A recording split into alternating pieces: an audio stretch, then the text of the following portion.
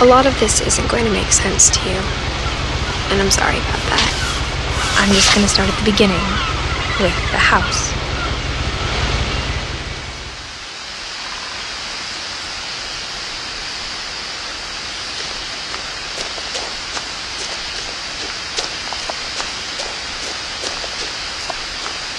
I lived here until I was 11, but I wasn't allowed inside half the rooms.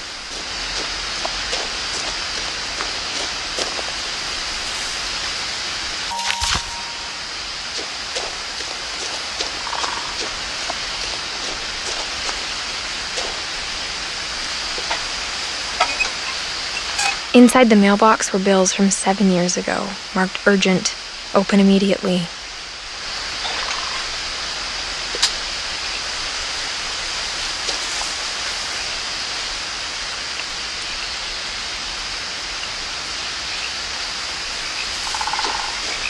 I hadn't been back since my brother Lewis's funeral.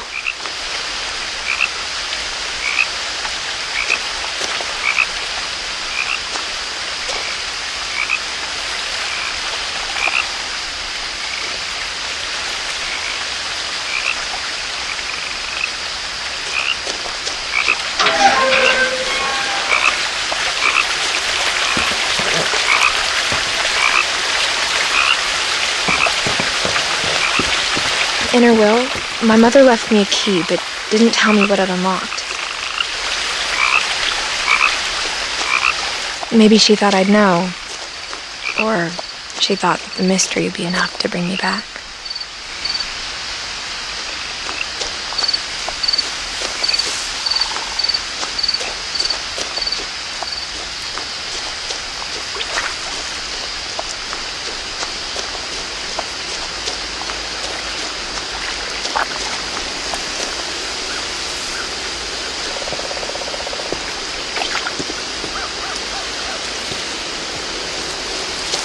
The truth is, even after I inherited the house, I never thought I'd come back to it. But now I had questions about my family that only the house knew the answers to.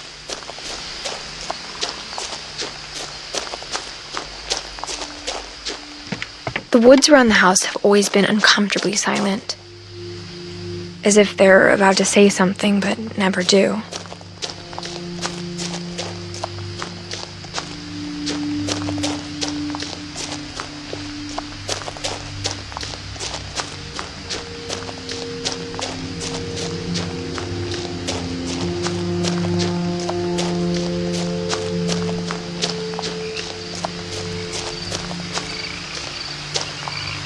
The house was exactly like I remembered it, the way I'd been dreaming about it.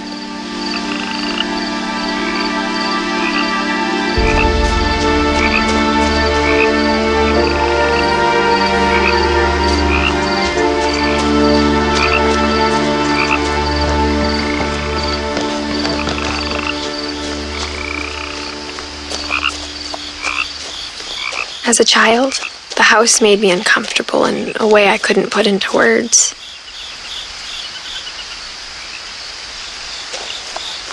Now, as a 17-year-old, I knew exactly what those words were. I was afraid of the house.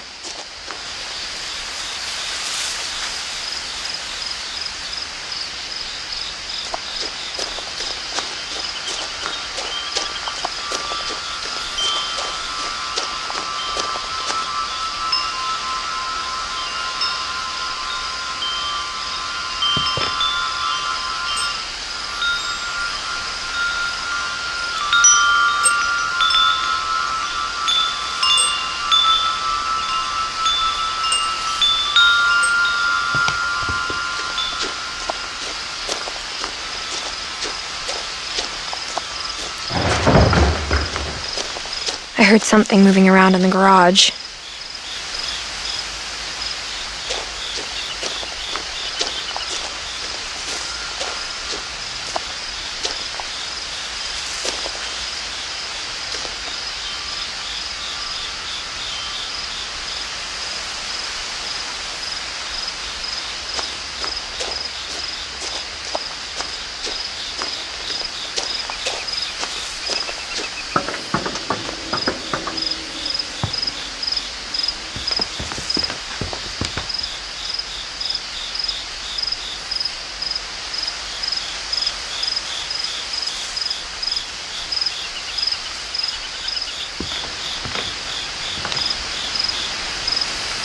I hoped the key might unlock the front door. It didn't.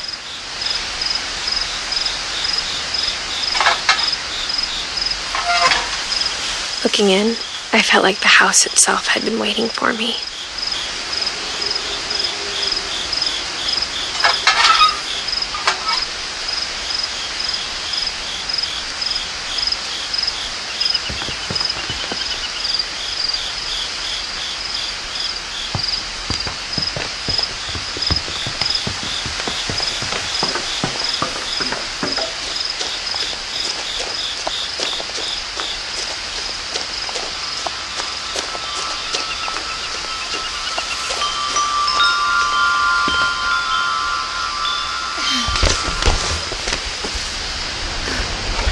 Crawling through the doggy door used to be a lot easier when I was 11.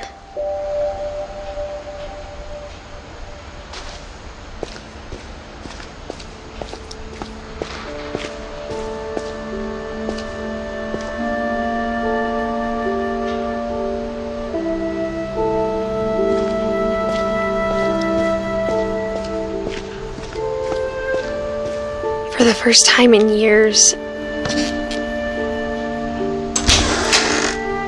I felt like I was home.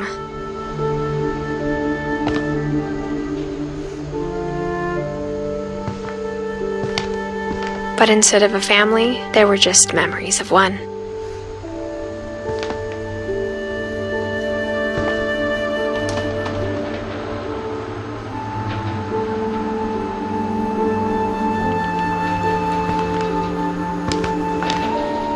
Like how after Lewis started working at the cannery, we all got sick of eating salmon.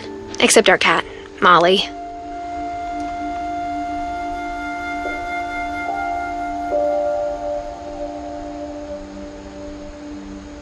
Or how only one restaurant would deliver to our house, so we had Chinese a lot.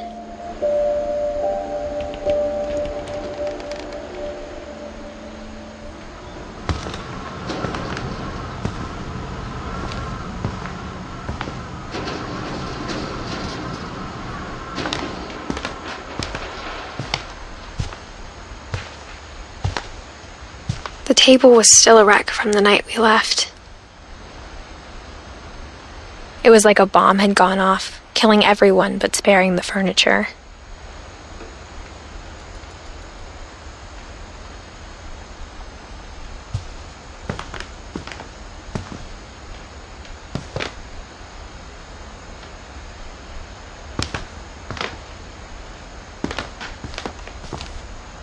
My mom was the only one of us who could imagine Great-Grandma Edie living in a nursing home.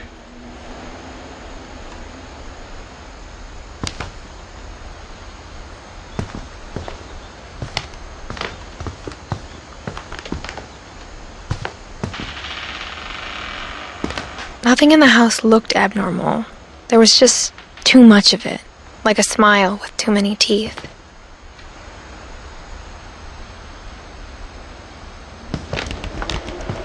Even the fireplace had a story. Edie told me the bricks came from the original house, after it sank.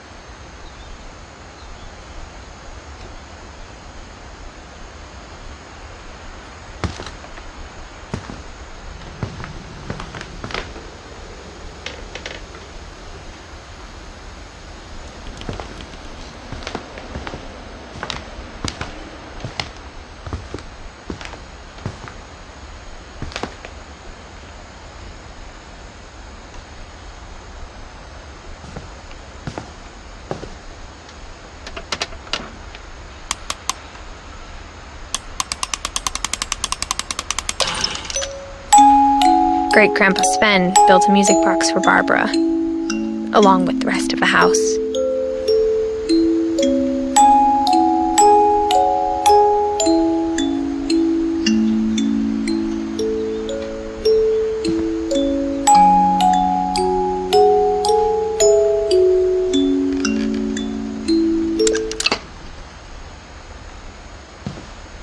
Mom always told me to stay out of the basement, so I wasn't too surprised when the key didn't fit.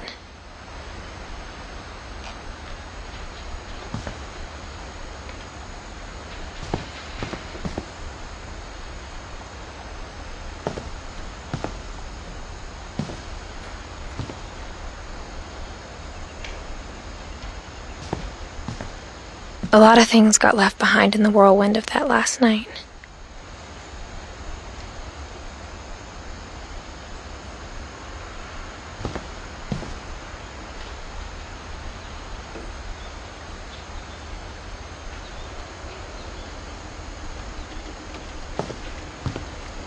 My mom wasn't much of an optimist, but she never stopped believing that my brother Milton was alive.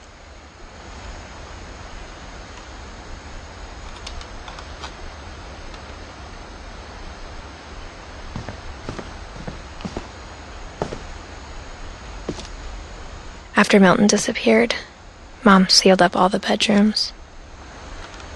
Then Edie retaliated and drilled peepholes.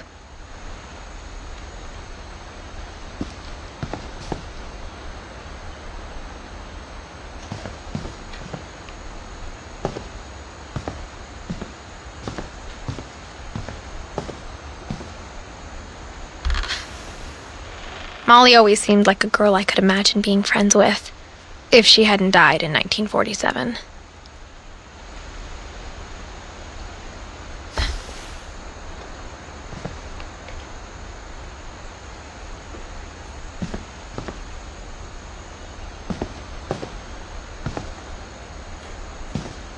I spent a lot of time playing in Great Uncle Walter's room.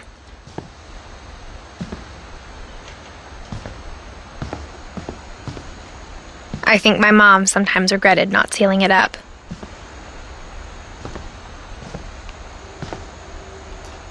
Louis told me there were secret passages, but I never believed him.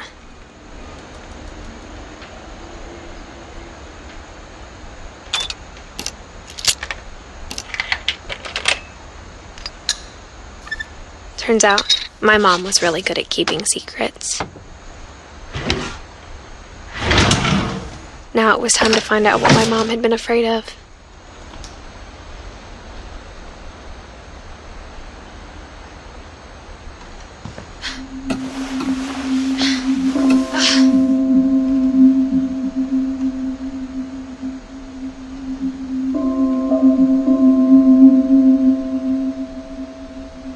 From the paintings on the wall, it was clear my brother Milton had been here before me. Reading this, maybe it sounds like I had a plan. But I had no idea what was behind that door.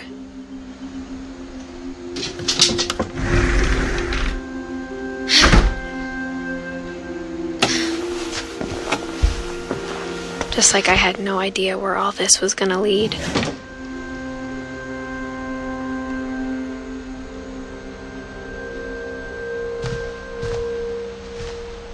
I grew up looking at Molly's room through the peephole. Molly's gerbil had a tiny bedroom with its own even tinier gerbil cage.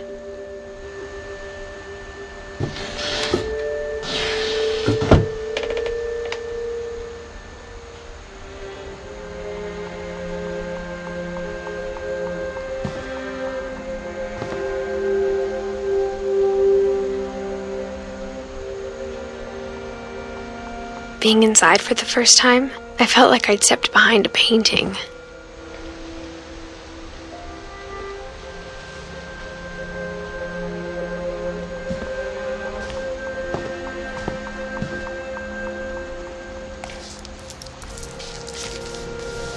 December 13th, 1947. Dear Diary, I'll be gone soon, but I wanted to tell somebody about what's gonna happen. It started when Mom sent me to bed without dinner. I woke up and I was starving, so I looked around for something to eat.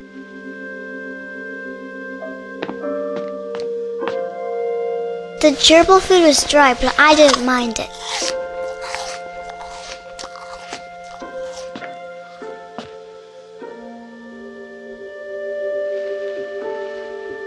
My Halloween candy was all gone.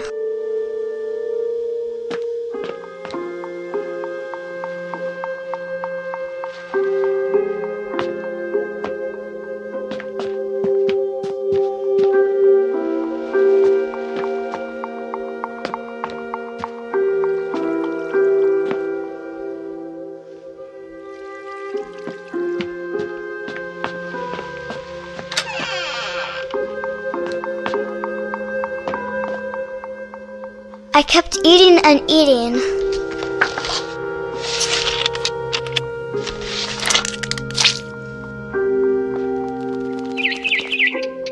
I ate a lot of things that night.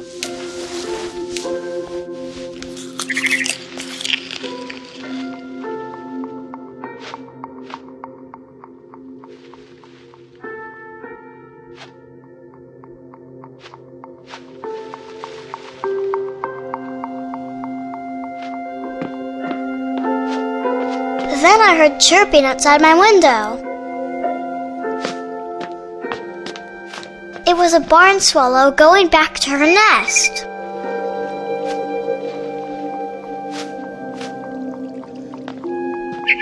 I reached out for her.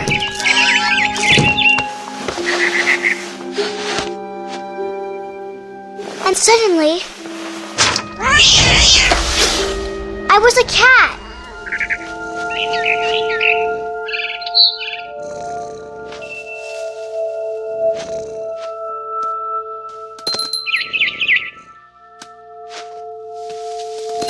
I tried to be quiet, but the bird was really scared.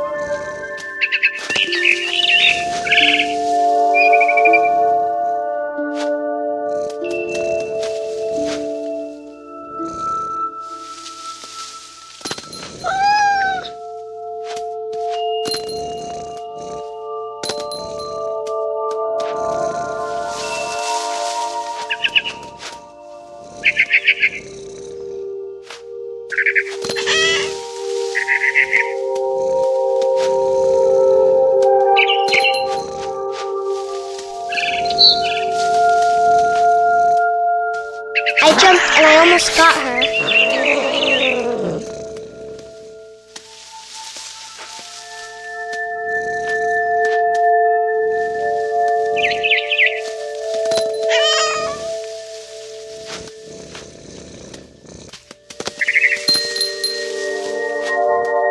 I could tell she was getting really tired.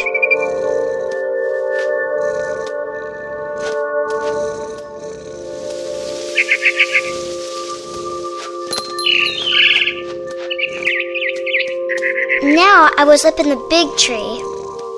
I promised Dad I wouldn't climb it anymore. All I cared about was eating that mama bird.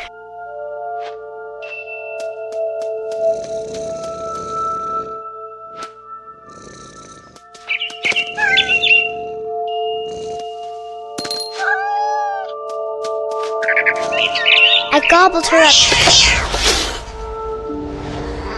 And suddenly, I was an owl. First, all I heard was the wind. Then I heard little teeth nibbling in the grass.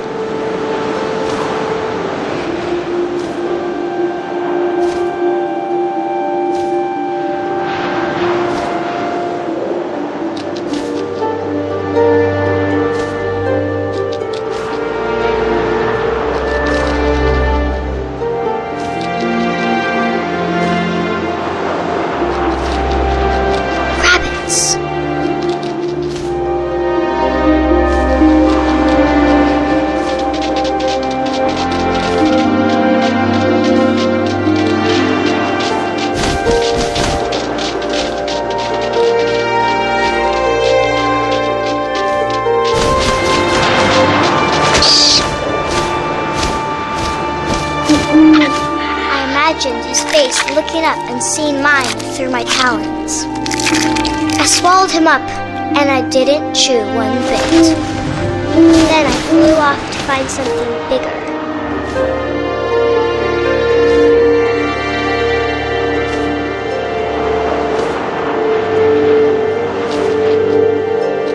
A mama rabbit.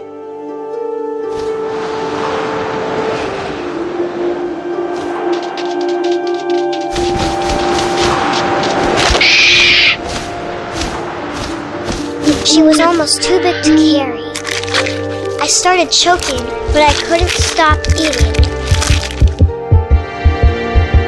And suddenly, I was a shark.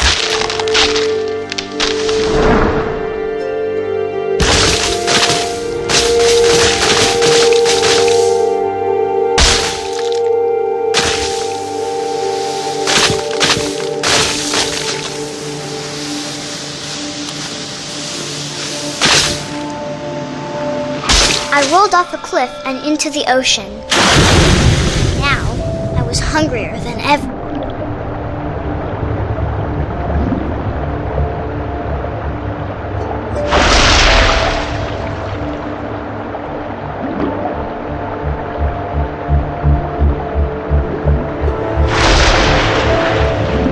I wanted fat, juicy seals.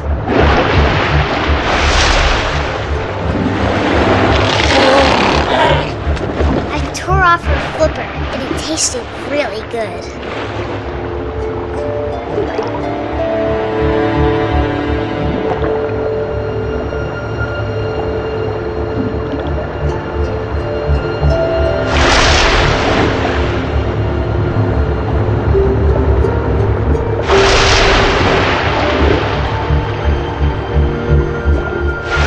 Grabbed on tight. When I was so hungry, I jumped out of the water. When I opened my eyes, everything had changed.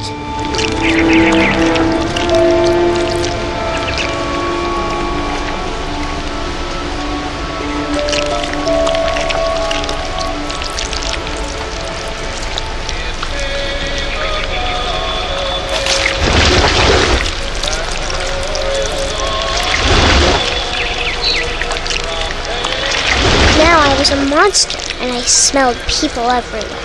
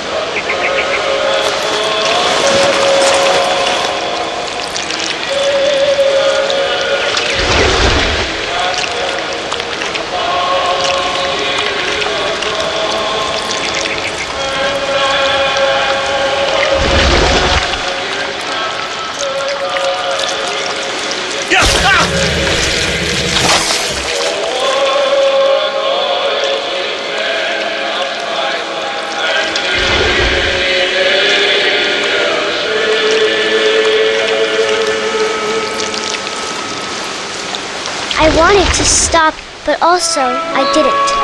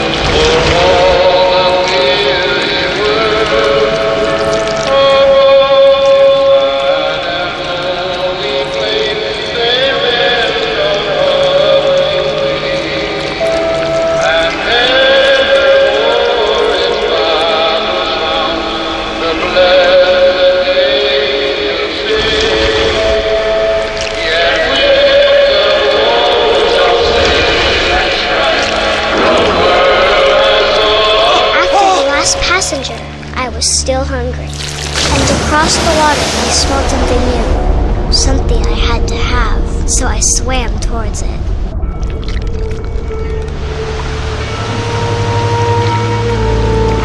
I slithered onto the sand, and the good smell went into an old pipe.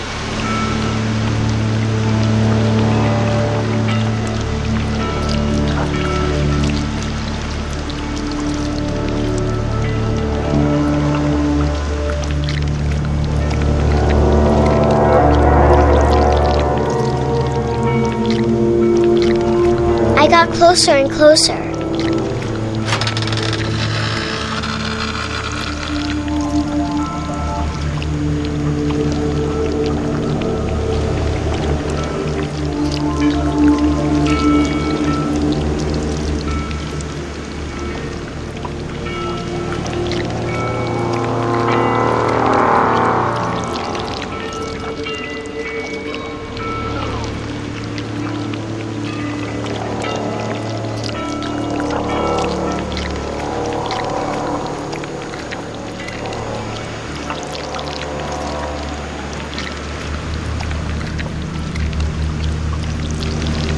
all my stomach started growling.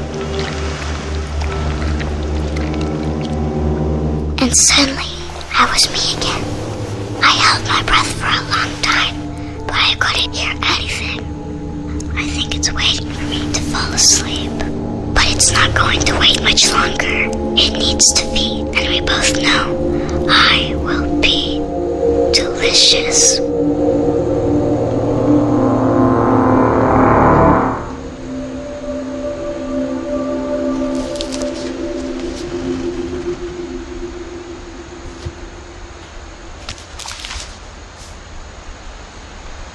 I'm not sure if I believed all of that, but I'm sure Edie would have.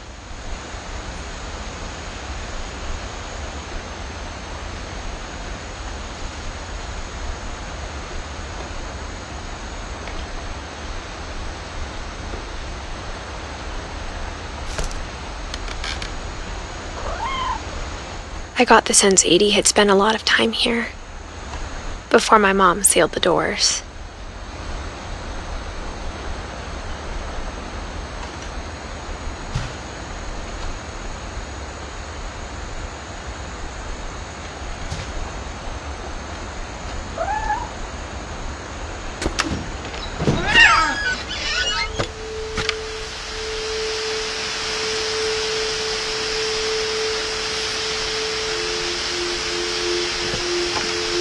This will be obvious later, but my mom never told me any of these stories. Edie would have, but Mom didn't like bringing up the past. Though, when we adopted a stray kitten, she was the one who named it Molly.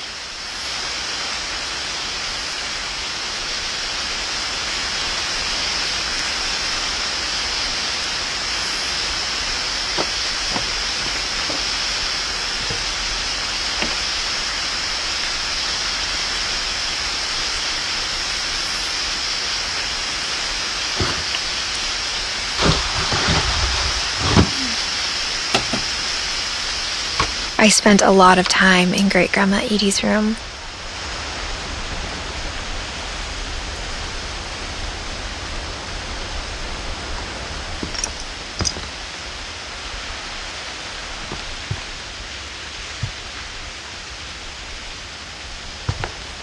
Louis died a week before we left, but Edie had already started to memorialize him.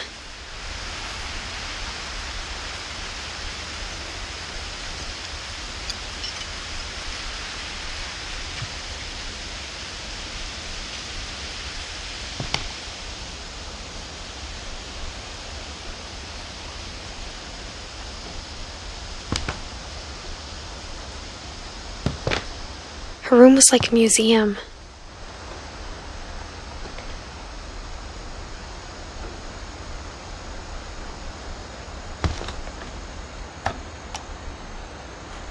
For 500 years, the Finches have been famous throughout Norway for their fortune and misfortune.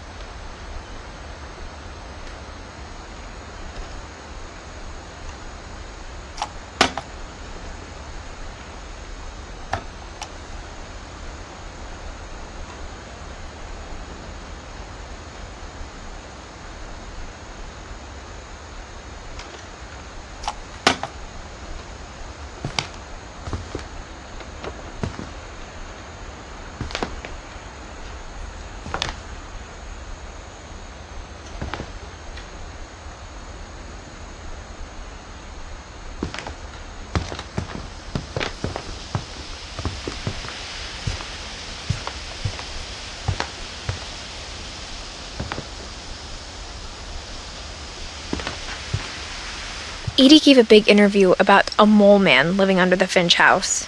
My mom was furious.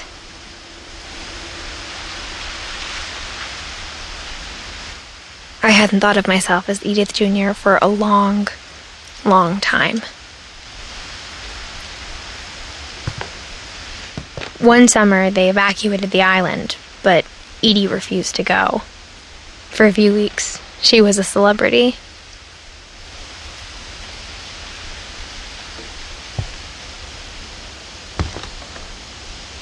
When Edie told people Sven was killed by a dragon, she could also have said he was building a dragon-shaped slide that collapsed.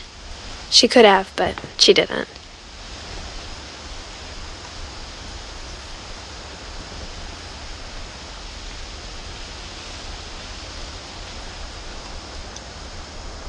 Even in her 90s, sometimes Edie seemed a lot younger than my mother.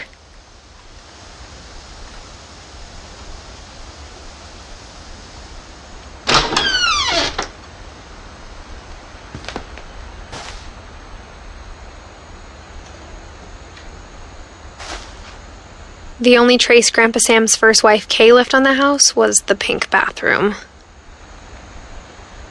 It was a pretty big trace.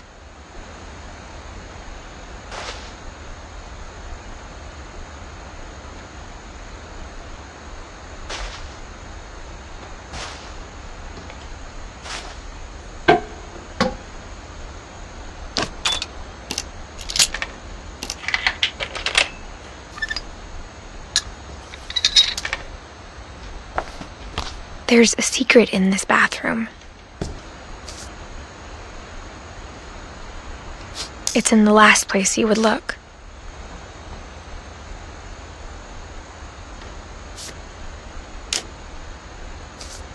It isn't in the cupboard.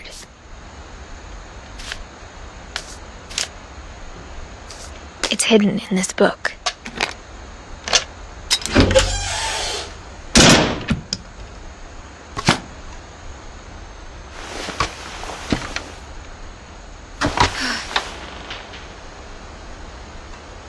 Sven gave Sam an old camera he'd refurbished. He never put it down.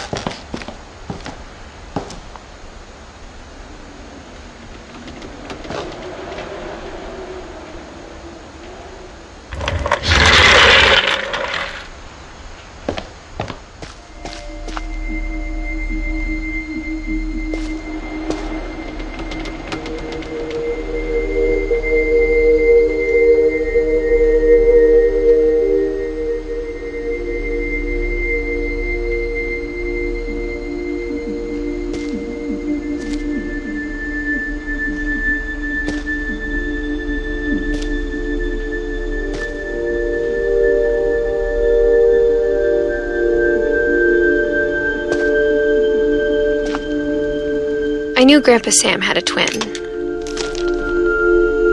and that he never talked about him.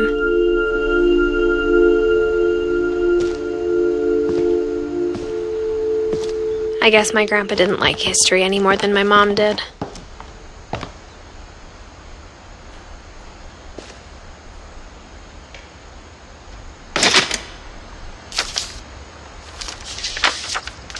How I Want to Remember My Brother by Sam Finch. The thing I remember is that when he made up his mind, that was it.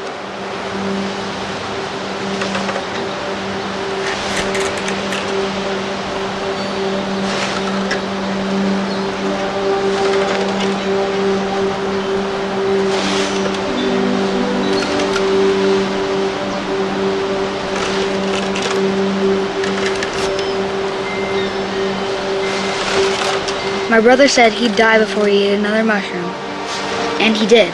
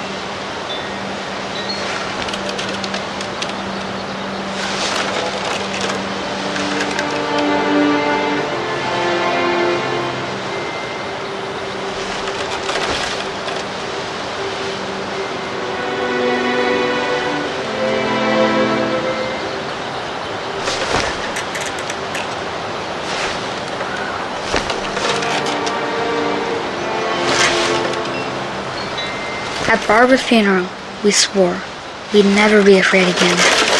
And he wasn't. I think Calvin always wanted to fly.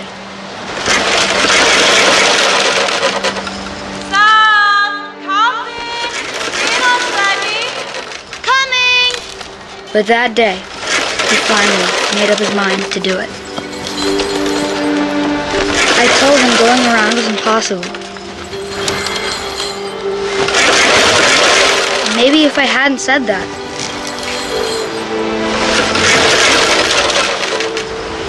Calvin, I'm not going to tell you again. Maybe if the wind hadn't picked up.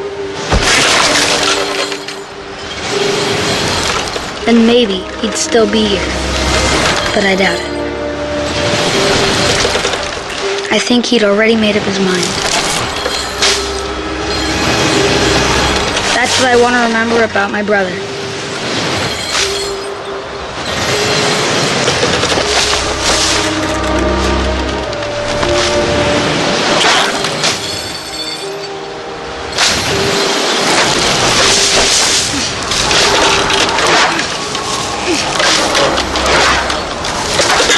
The day he made up his mind to fly.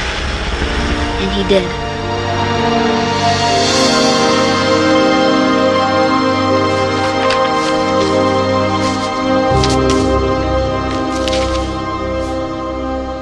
Calvin's story felt strangely familiar.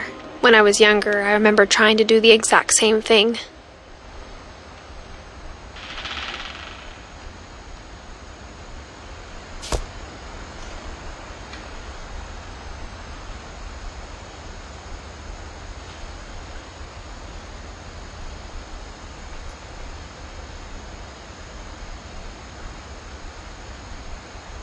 After the funeral, Edie roped off Calvin's half of the room.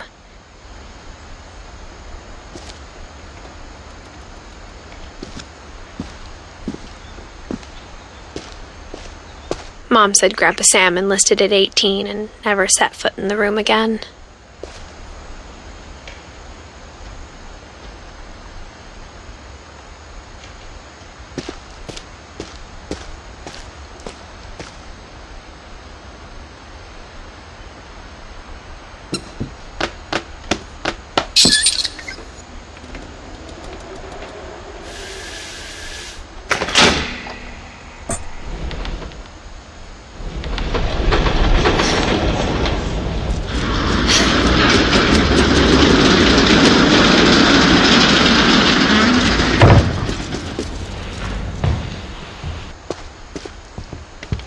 The passages were a pretty tight fit. They'd obviously been built for smaller hands and bellies.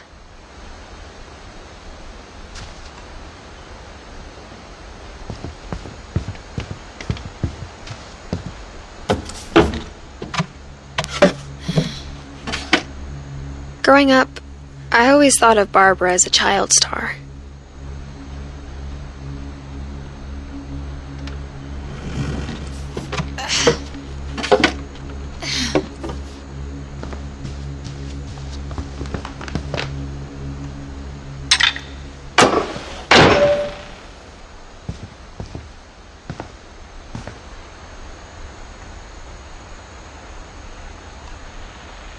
Edie's father, Odin, built the original house.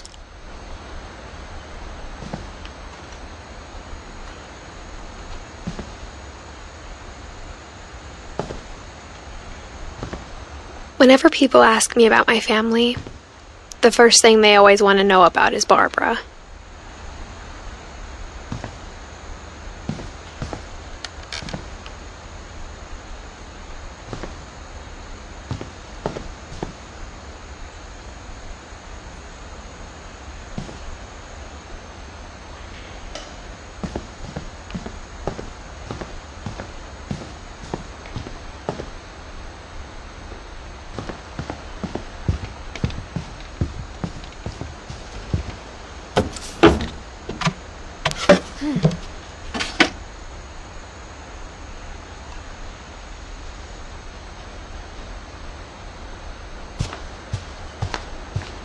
I never thought about how hard it must have been for her afterwards.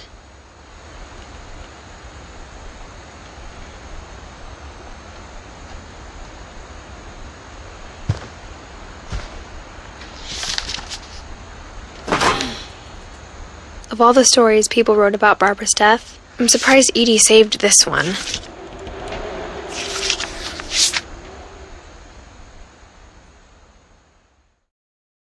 Old Jack here with another ghastly tale inspired by America's most unfortunate family. I'm calling it The Surprise Ending of Barbara Finch. As a child star, Barbara was famous for her scream. Now at 16, she was all washed up. A has-been. But in a lucky break, she'd been asked to perform her signature scream at a local convention for monster movie fans. It was just the boost her career needed. Unfortunately, her scream hadn't aged well. Getting better. I think you just need the right motivation. Her biggest fan and current boyfriend, Rick, was about to demonstrate when... Now that was a great scream. It was Barbara's father, Sven. He'd slipped into a table saw and had to be rushed to the emergency room. So Barbara got stuck babysitting her youngest brother, Walter. Her convention comeback was cancelled. Okay, I'm hearing frustration, but I'm not hearing terror. What if I tried... A gang of hoodlums in Halloween masks have been terrorizing Orcas Island tonight. Police are urging residents to... That came from the basement. You're right! Also, I loved your delivery on that. Why is your basement door locked? Because my dad likes making puzzles and secret passages. There's a key hidden in the music box. The secret is to keep winding and winding until finally the key pops out. Thanks, babe. I'll be back in a sec. 20 minutes later, Rick hadn't returned. So Barbara went to look for him, right on cue. She reached for the music box. And as she wound the key, she listened for Rick, but the house was silent.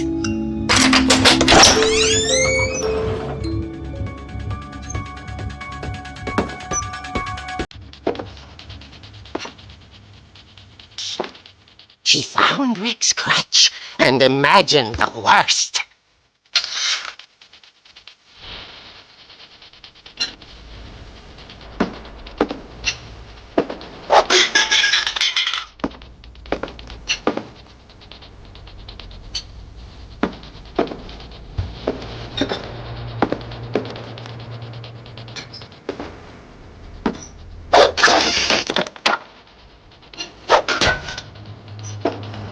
Leader is the infamous Hookman killer, Dr. Carl Hamill, who impaled and then ate his family 10 years ago tonight.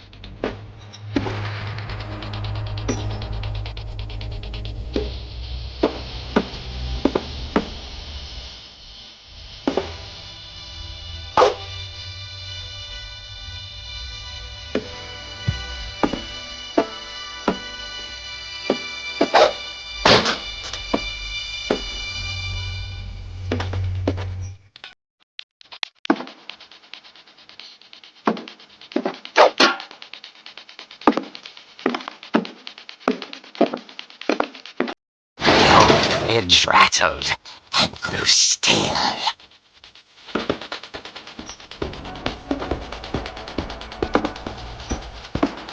Oh dear! Oh! Rick? Barb, relax. I was just trying to scare you to help you find your scream. Well, I'm not scared, Rick. I'm furious.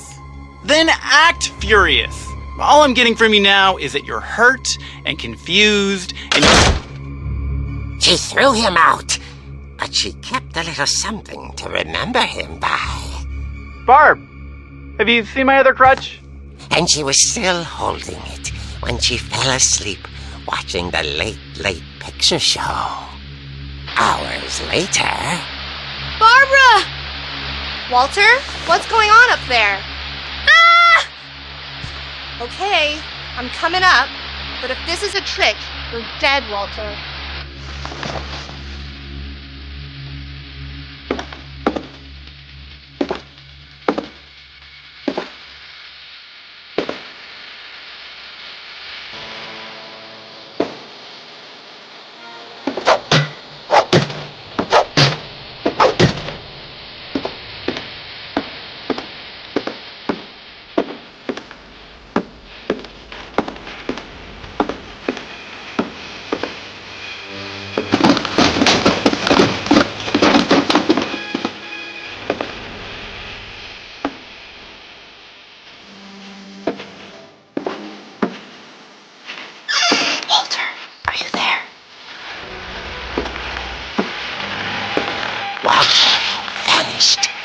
His bedside radio was still on. Orcas Island police describe the man as 6 feet tall, with a steel hook for a hand. Residents are urged to lock all doors and windows and notify the police of any suspicious activity. Barbara turned, saw the hook man, and was speechless. He was quite smashing.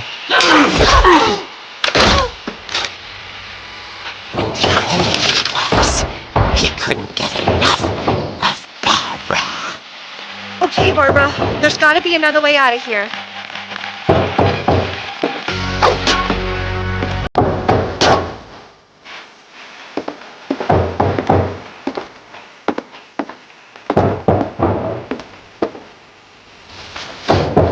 That night, she played her part beautifully.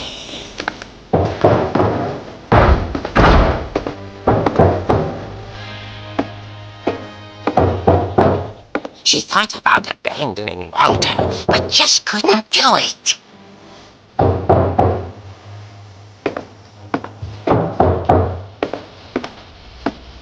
Molly hadn't been opened in years. The hinges grow.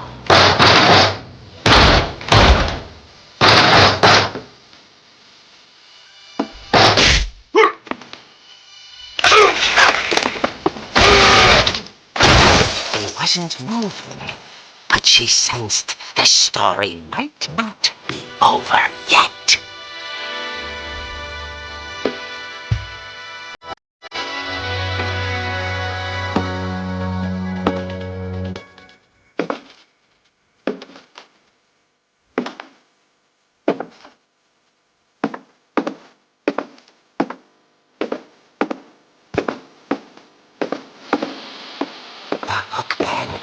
Vanished.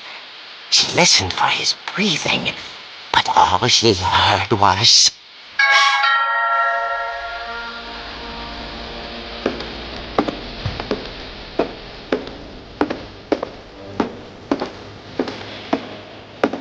At the door, she heard whispering. It was coming from inside the house.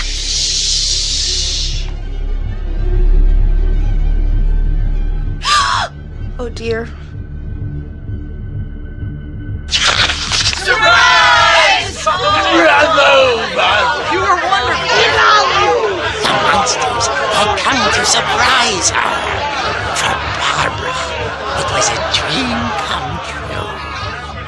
Then she saw what kind of monsters they were, and she realized what was about to happen. She was going to be famous. And with her final breath, Barbara Finch gave the performance of her life.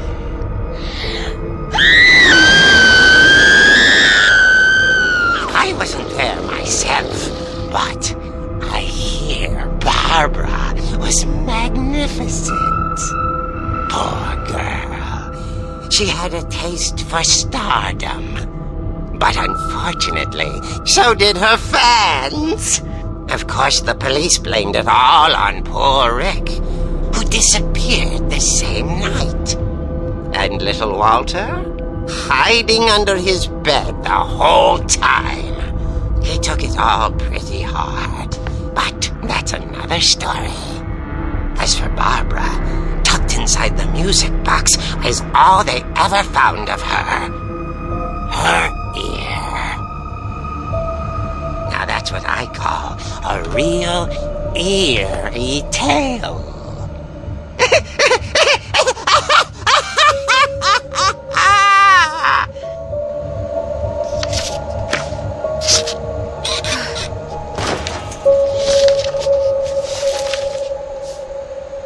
Edie told me all Barbara wanted was to be remembered, as absurd as that comic was. Maybe what Edie saw was a happy ending.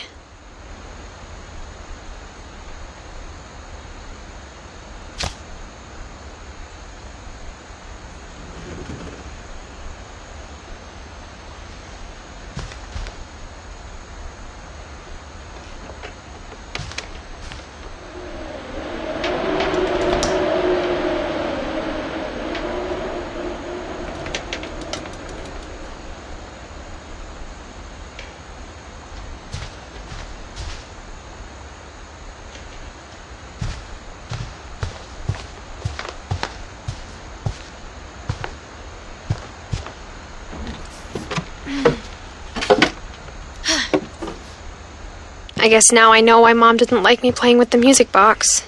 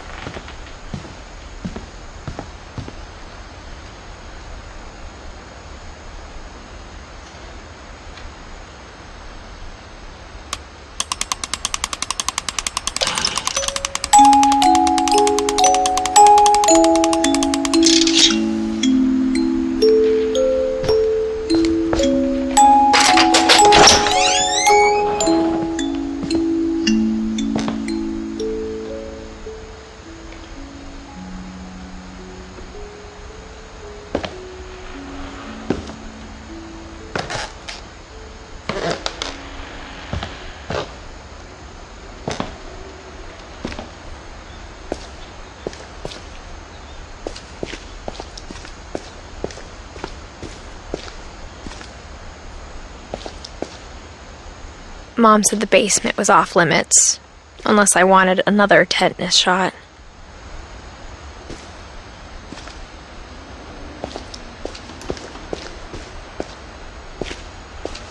I saw Edie sneak down to the basement once, carrying packages.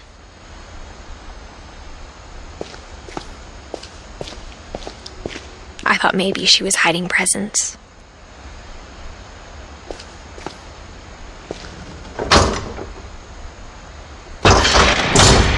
It turned out she was hiding a lot more than that.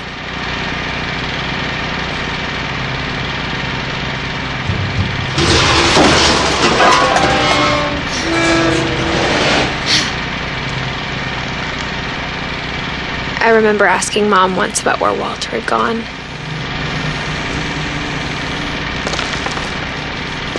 She said after Barbara died, he got as far away as he could.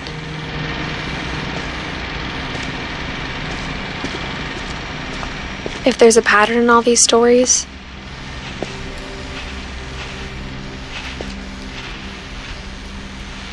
I think it's that none of us has gotten very far.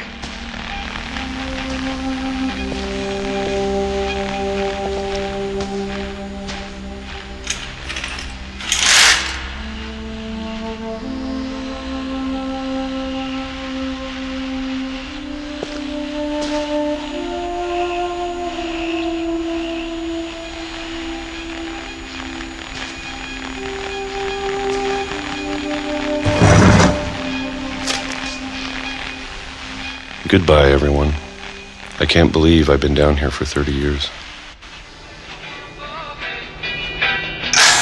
On that first day, after the shaking started, I didn't think I'd survive a week. Because I heard it before. But after a few days, I settled into a routine. That's what kept me sane. Having a schedule, living for today. I always expected to be dead tomorrow. But if you wait long enough, you get used to anything.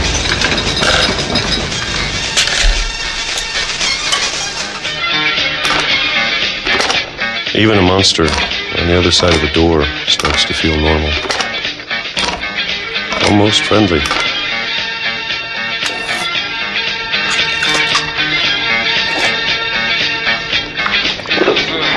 And then one day, everything just stopped. Whatever that thing was, it was gone. Maybe it got tired of waiting. Or maybe I just got tired of being afraid.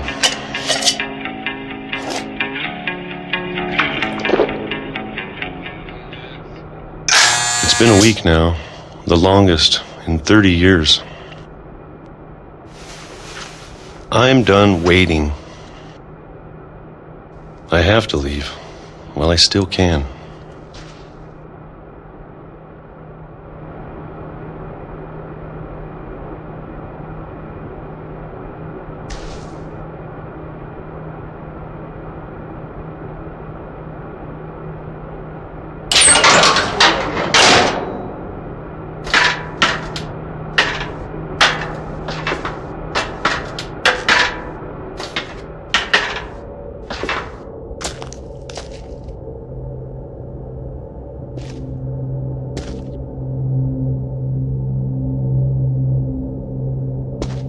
I know it's out there, somewhere. Whatever killed Barbara and Molly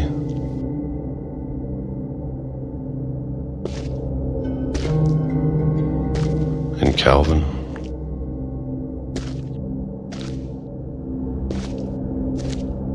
Maybe this is all a mistake. But I need to stop living the same day, even if it kills me.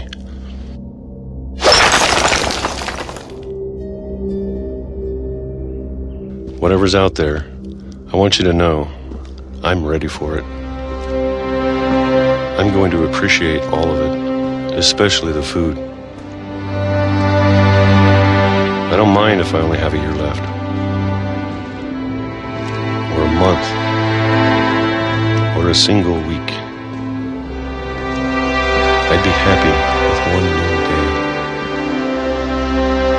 I can already imagine the sun on my face.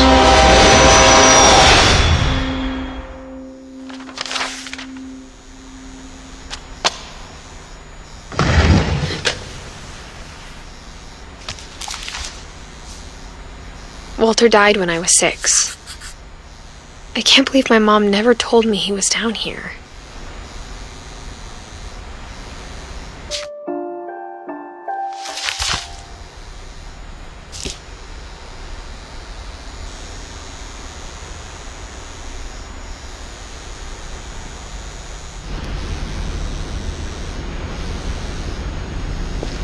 I'm sure my mom was trying to protect me.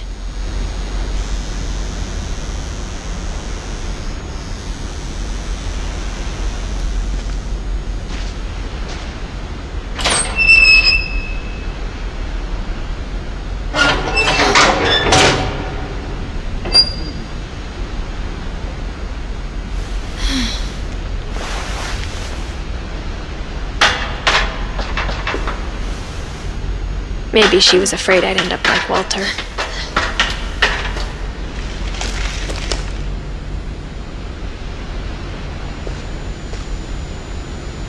But if she never told me about an uncle under the house, I can only imagine what else she was hiding.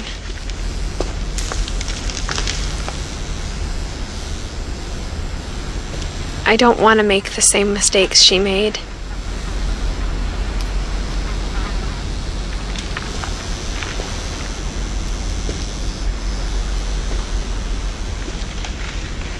trying to bury something that's still alive.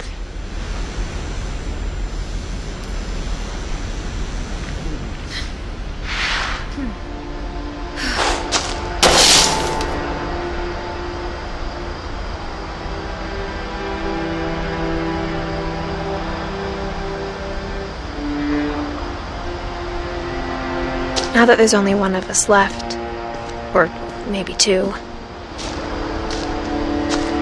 I thought it was time I heard the stories for myself and found out what happened to everyone else. But now I'm worried the stories themselves might be the problem. Maybe we believed so much in a family curse, we made it real.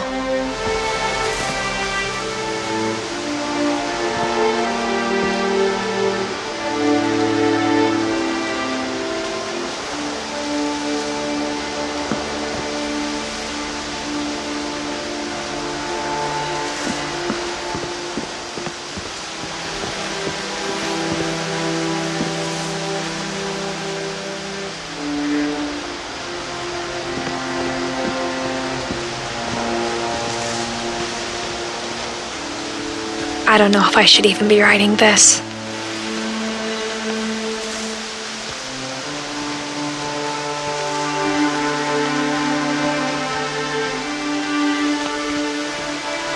Maybe it'd be better if all this just died with me.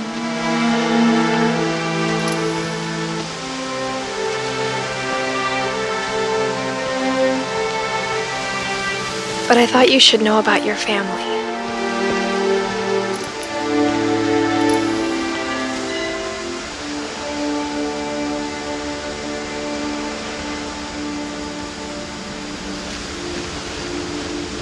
And the history you're a part of.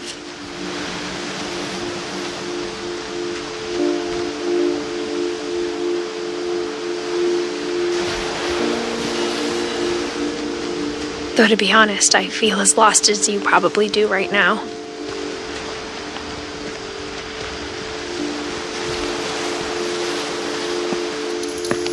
I think the people in these stories believed them, for what that's worth.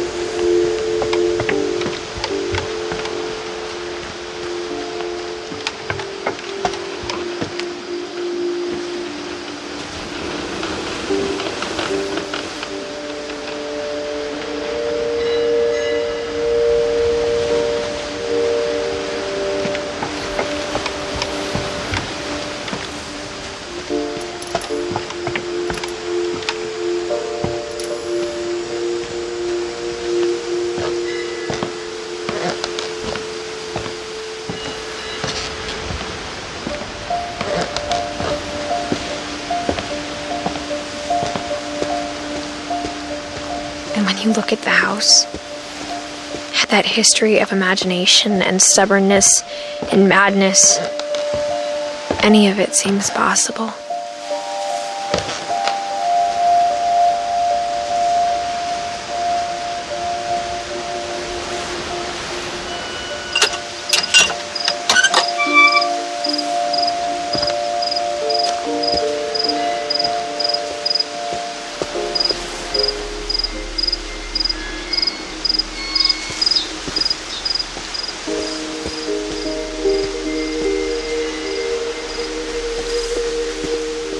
I think we've been surrounded by death for so long, we've just gotten used to it.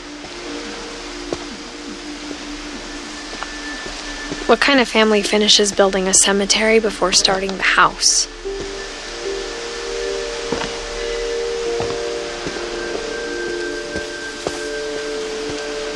It's embarrassing for me to admit this, but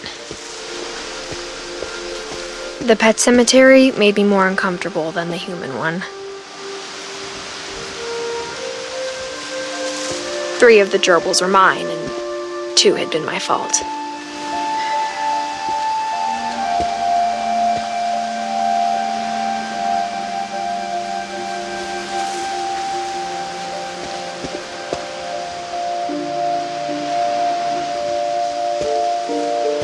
Sven built the house, but it was Edie who designed the cemetery.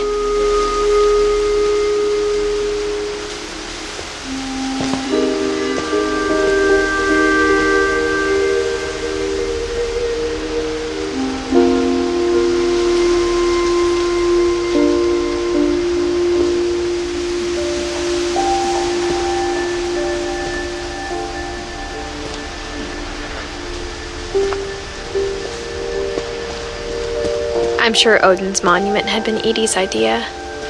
My mom was always trying to move on, but for Edie, the past never went away.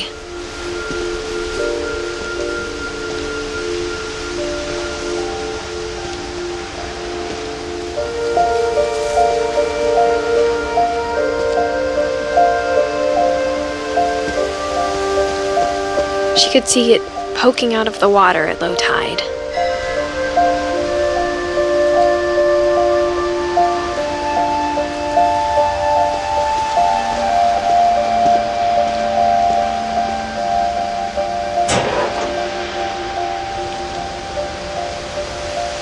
Edie said she dreamed about the old house every night.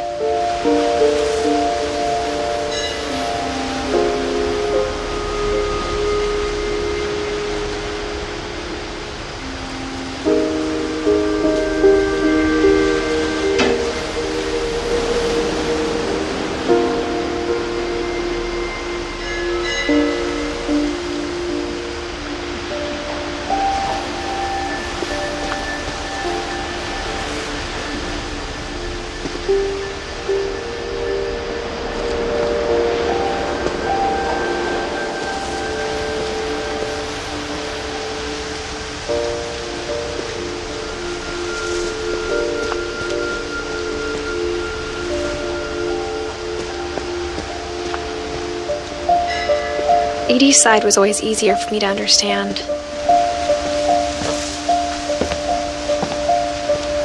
But the older I get, the more I can see where my mom was coming from.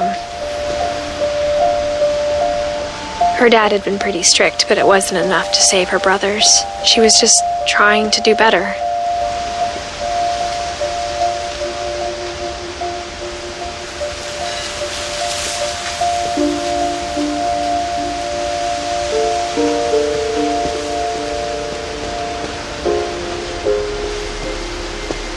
She lost 2 of her brothers, just like I did. I get why she tried so hard to protect us.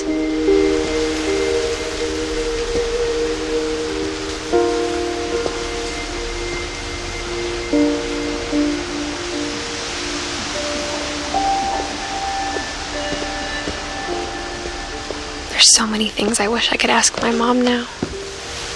Part of me thinks this is what she wanted all along. For me to come back someday and find everything out for myself.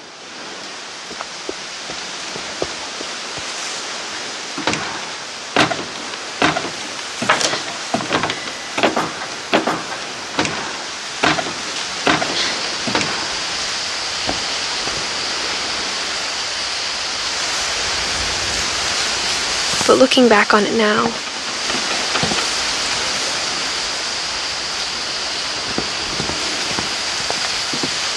if she told me there was going to be so much climbing, I never would have come when I was 22 weeks pregnant.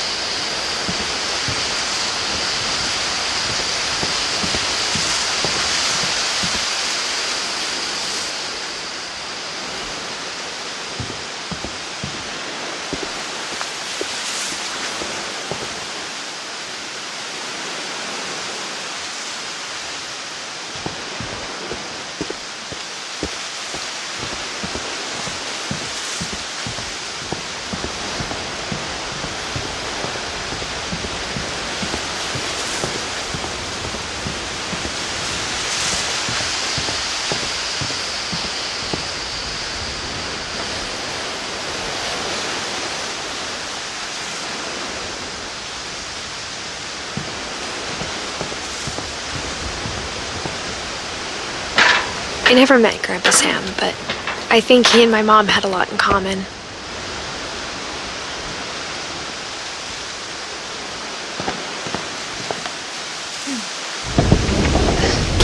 They were both pretty intense.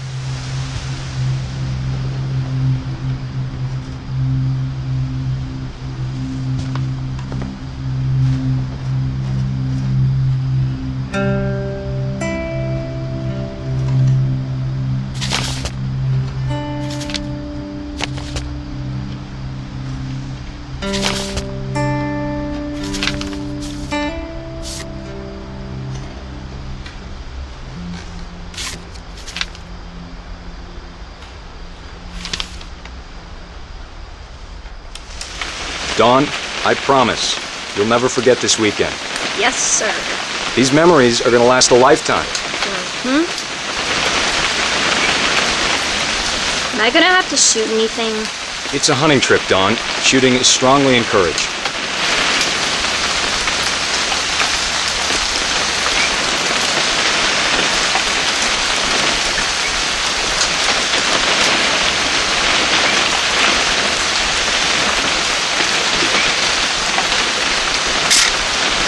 Shouldn't we be leaving?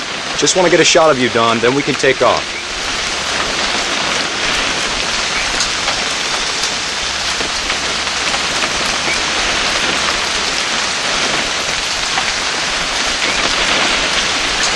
What?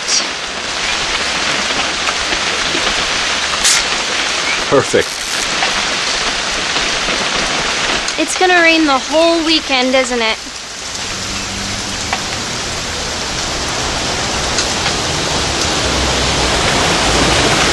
Never forget this weekend, Dad. That's the spirit. Please just take the damn picture. Hey, language. Smile, Dawn. Okay, got it. I'm gonna take some pictures, okay? Just be careful. That camera's older than you are.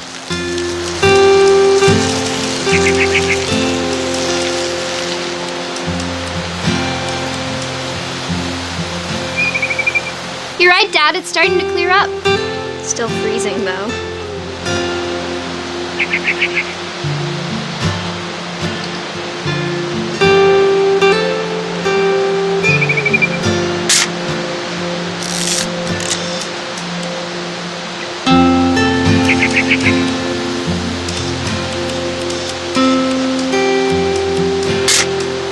Aw.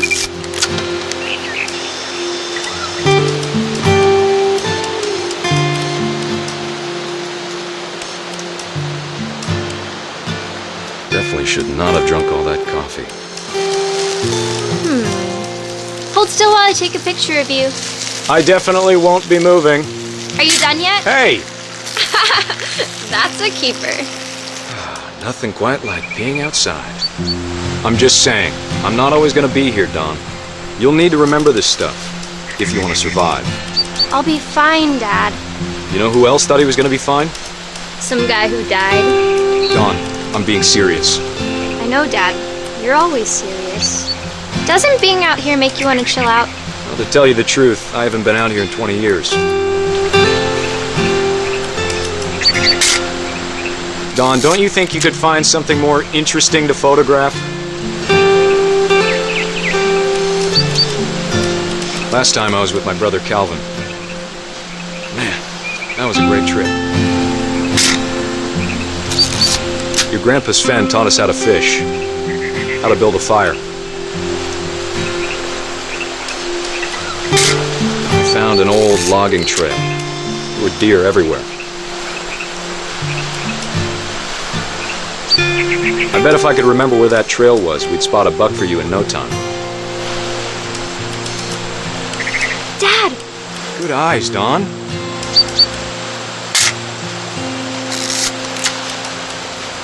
Before you take the shot, let me get a picture of you.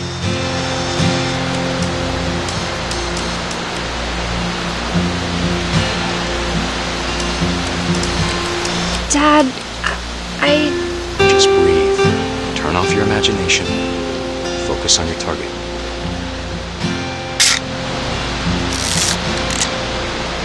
Let me get behind you. have to do this? Dawn, you don't have to do anything. But if you want to survive, you'll need to be strong. Great shot, Dawn!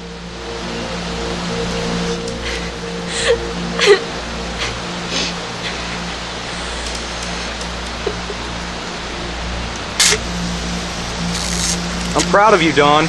Always remember that, okay?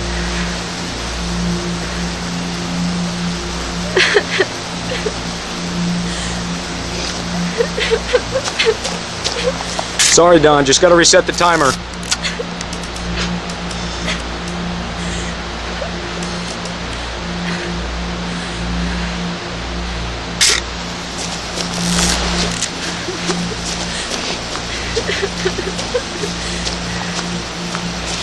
Dad, it's twitching.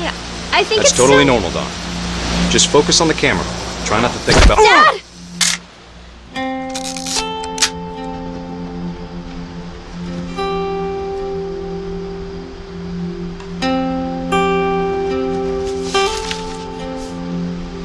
Of all these stories, that's the one I wish most that my mom had told me.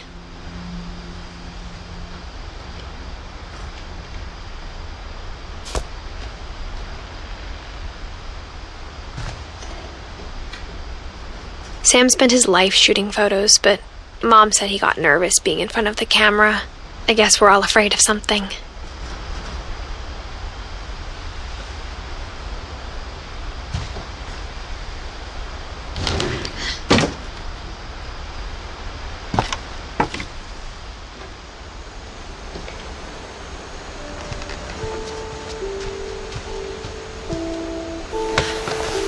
After Sam died, my mom and Edie got really close. They'd both lost a lot.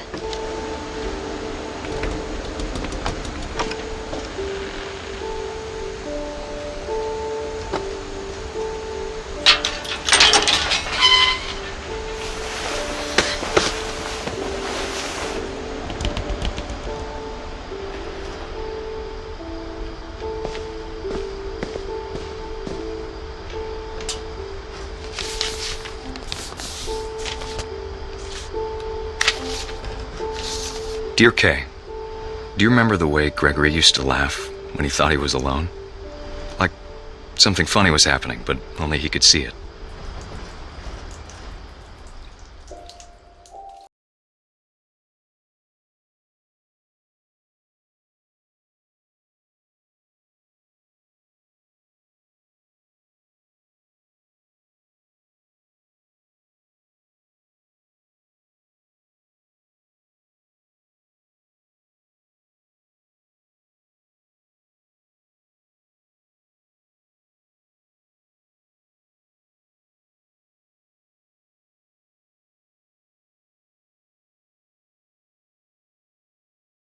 It's time to...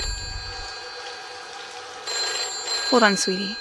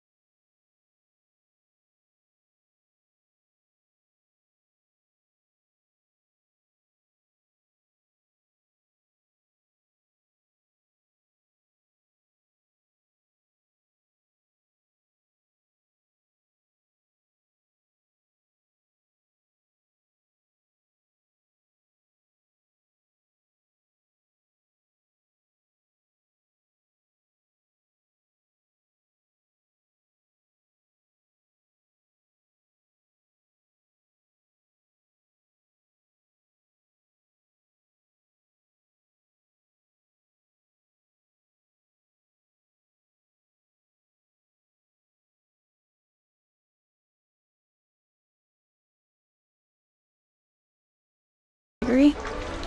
I know you did everything you could. Maybe if I hadn't called that night. Damn it. Hold on, I don't want Gregory to hear this.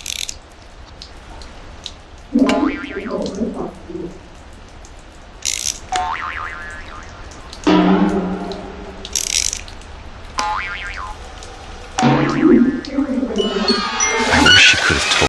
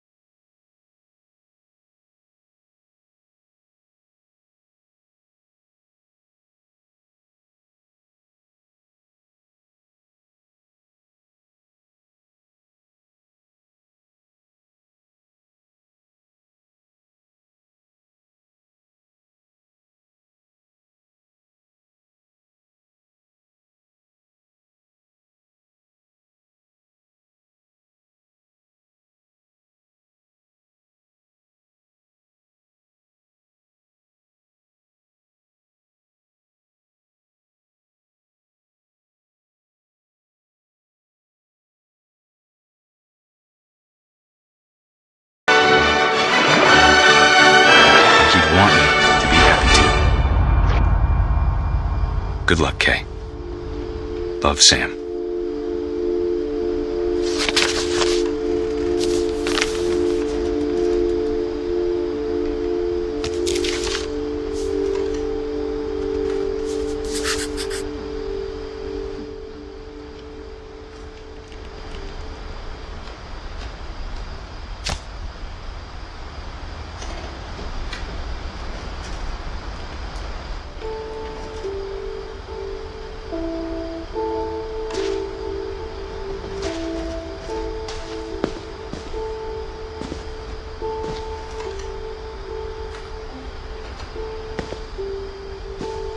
I can't imagine my mom ever writing poetry, and yet...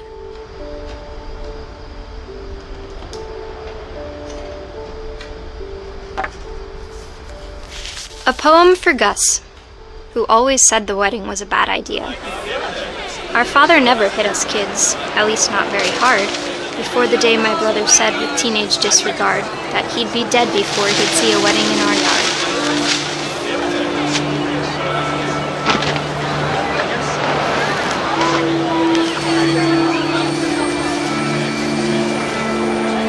My father made him come, of course, but Gus stood far apart, just flew his kite and bottled up the storm inside his heart.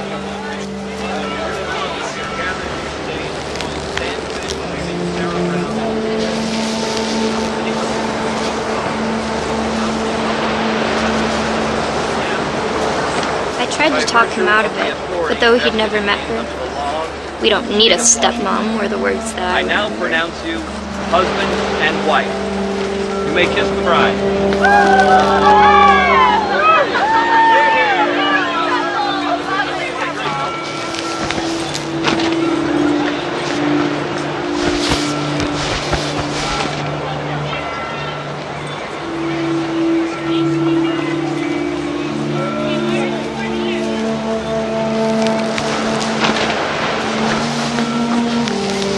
When the time for photos came, Dad ordered him to come here.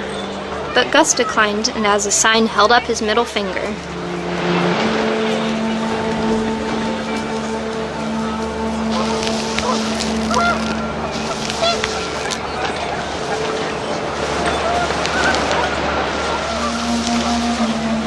The wind picked up, and panicked geese appeared and quickly went.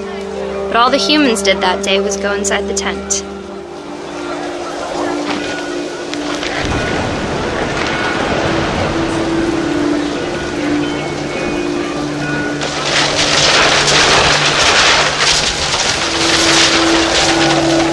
Rain came down in buckets then, but no one seemed afraid that nature might destroy the tent our dad had crudely made.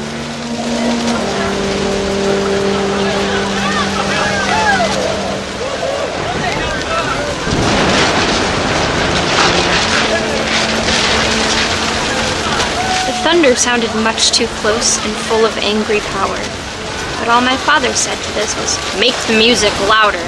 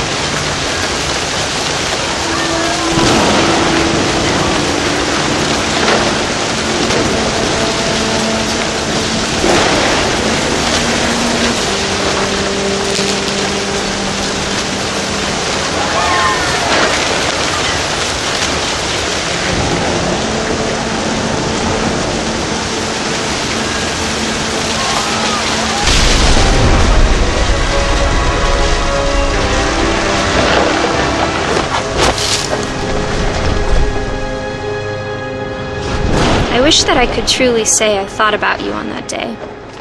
Out there on the beach alone, just you, the wind, the sea and foam. But I didn't, until we found you.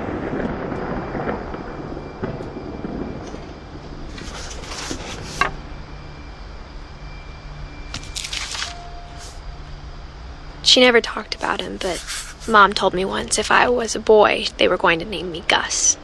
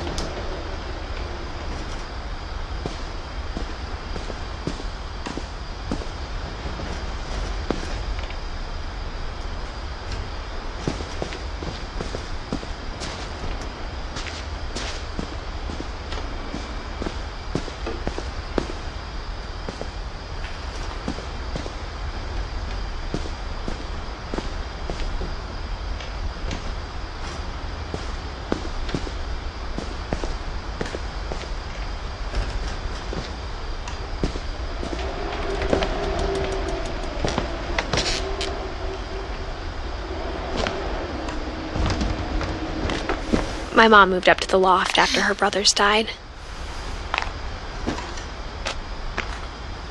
At the time, it was as far away as she could get.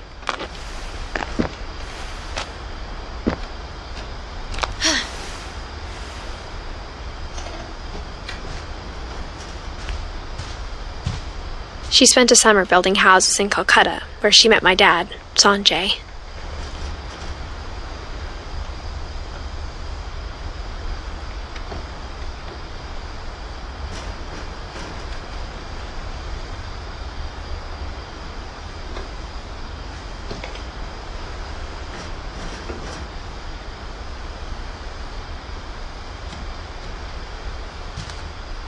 Religion was another thing my mom never talked about, but I think it helped her a lot after her dad died.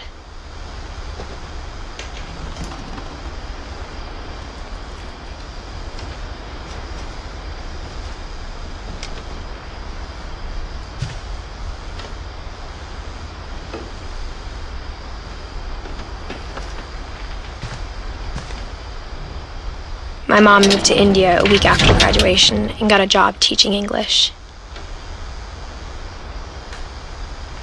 Louis was born a year later.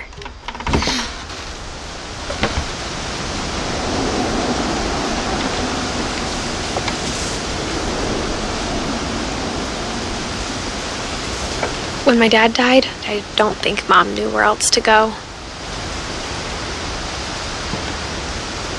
I'm sure Edie was happy to have her back.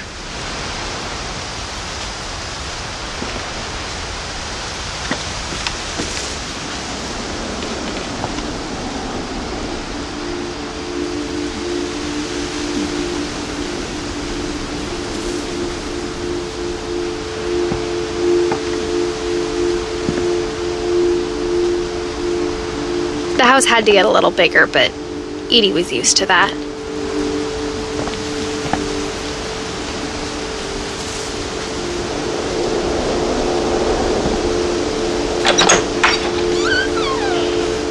And for a while, things were good, almost normal.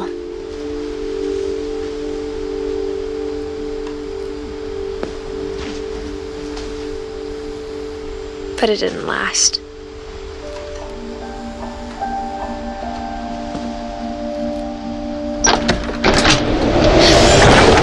The beginning of the end was Milton's 10th birthday, when Edie gave him a castle.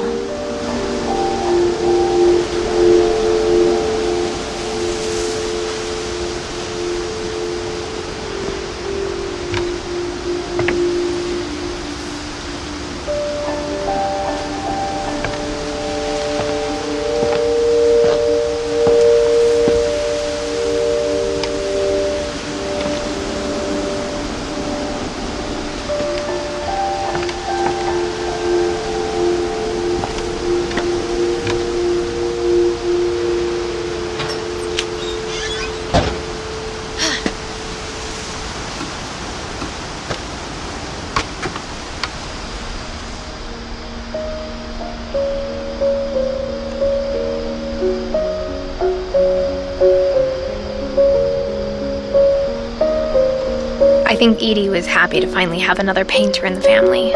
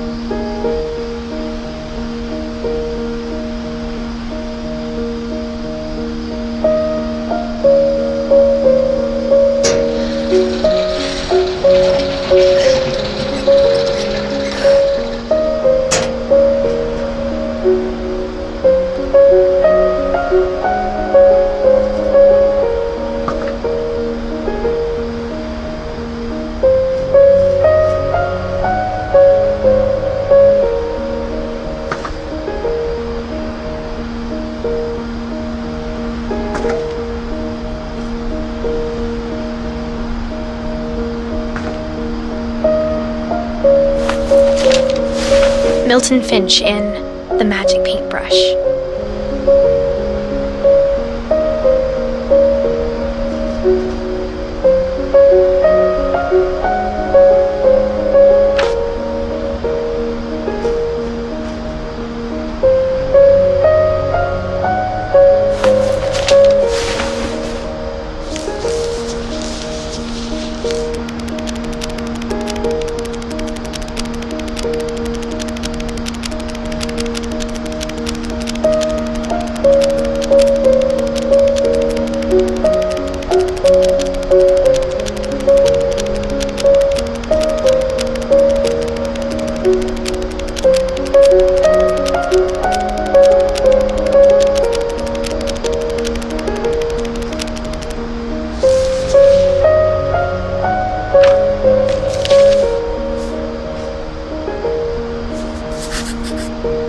I was 4 when Milton disappeared.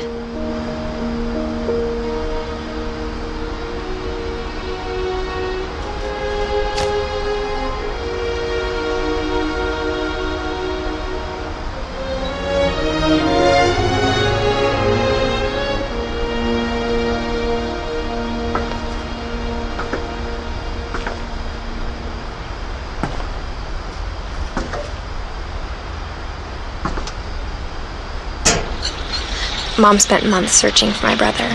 Then she sealed the doors.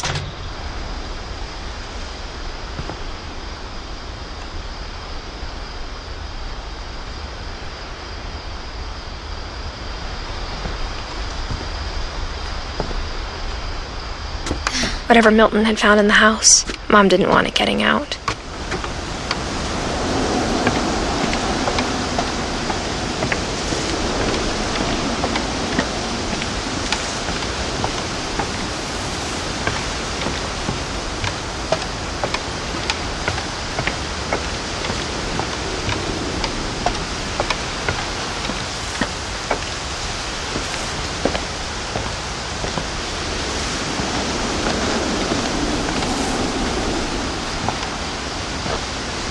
Mom definitely blamed Edie, but I think Louis blamed himself.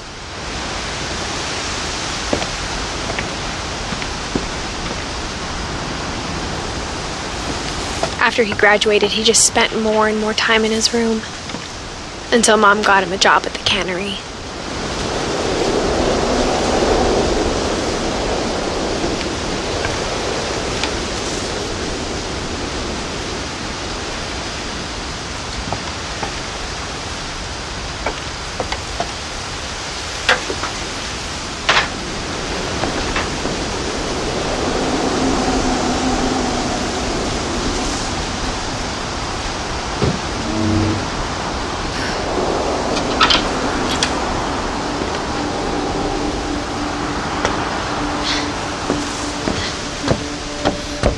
Louis's room smelled very, very familiar.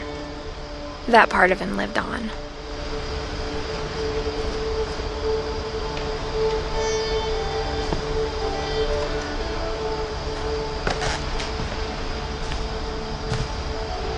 Louis and I spent a lot of time playing games together, but he was surprisingly bad at them.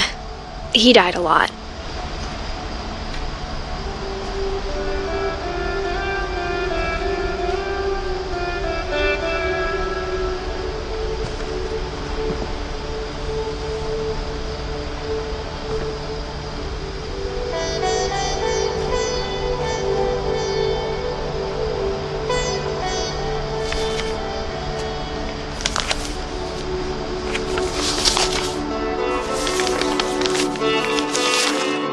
Dear Mrs. Finch, as Louis's psychiatrist, I can understand your desire for an explanation.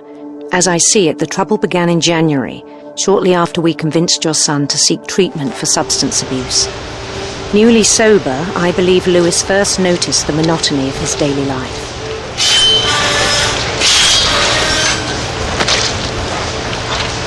He kept working at the cannery, but he withdrew part of himself. In our sessions, I saw the same behavior. His mind began to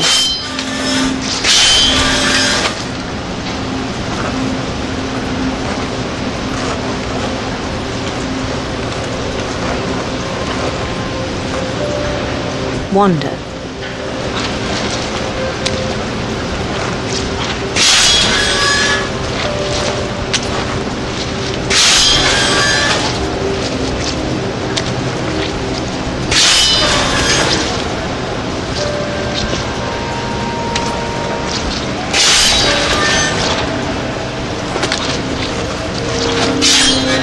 I asked him to describe it. He said he started small, imagining a labyrinth. He'd feel his way about.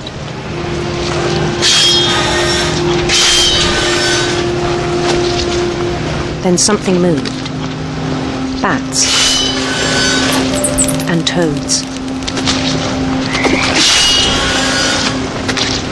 And and things that have not names.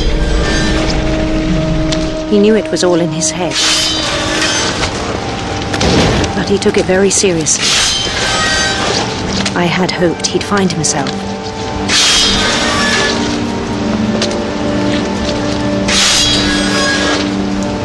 But he found something more.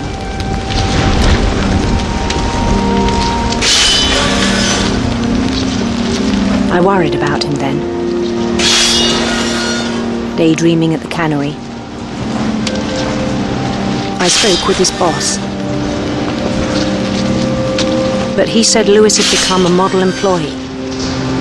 Methodical, tireless, focused. Like a whole new Lewis. So I let him go on.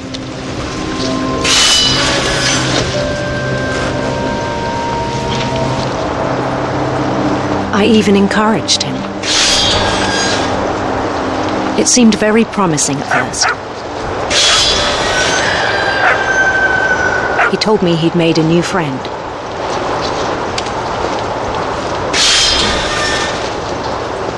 On the edge of a city he named Lewis Topia. He built the city up slowly, brick by brick. Then he made musicians.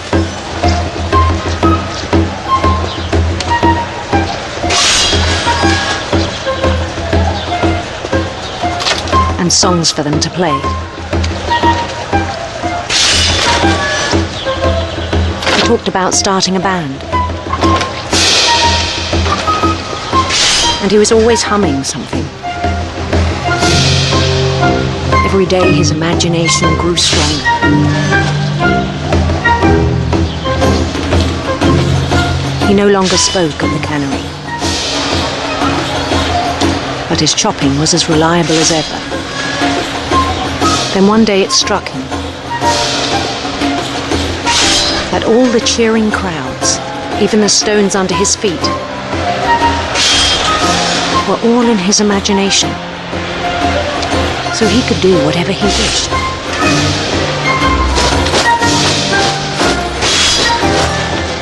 He held an election for mayor. And he won. They begged him to stay, but his mind was already wandering. It became a game for him.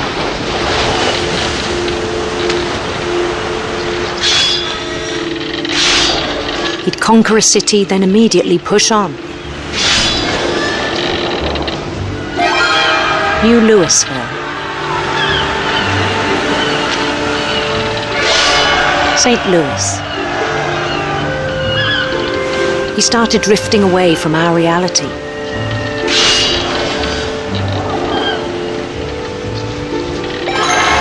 Minneapolis. Until one day he forgot to go home from the cannery. Even as his mother pleaded with him, part of Lewis kept sailing on.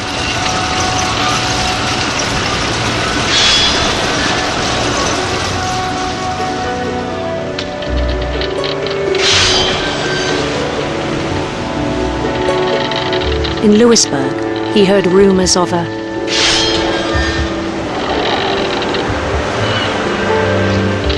beautiful prince.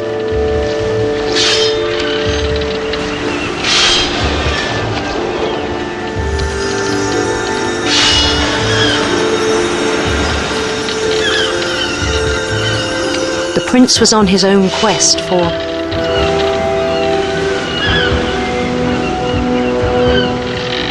radiant rainbows.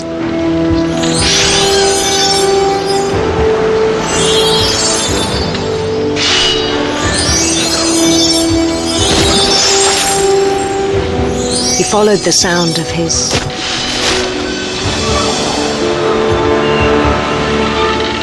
silver harp.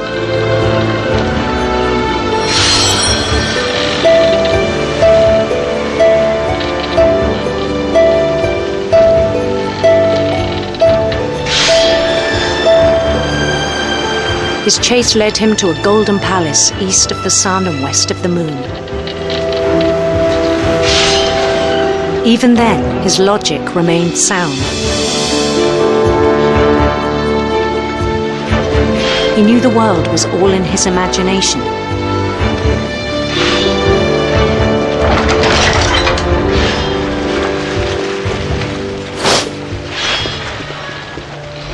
But he was so proud of having created it.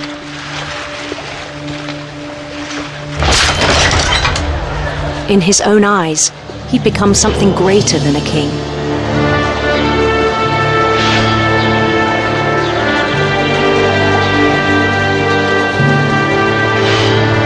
For someone who'd never known success in the real world, I think it was overwhelming.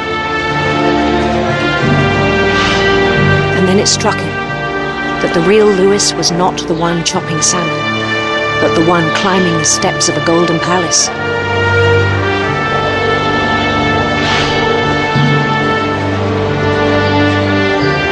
My imagination is as real as my body, he told me.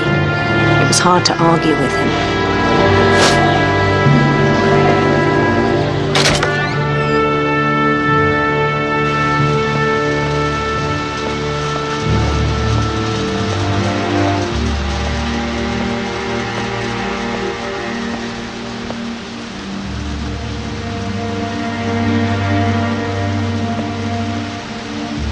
Began to forget the world we know.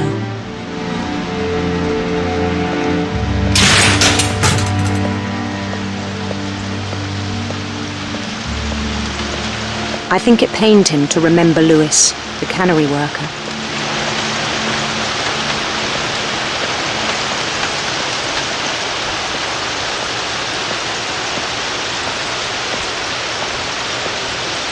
He began to despise the man with a royal contempt.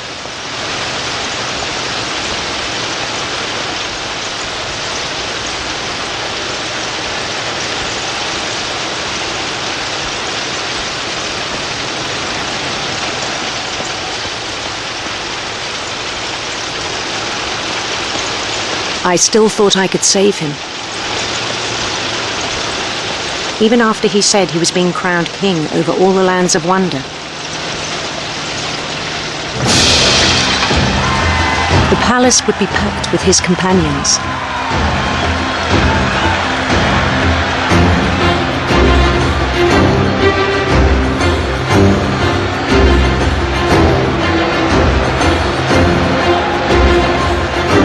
Including the wise Calico who'd insisted on advising him.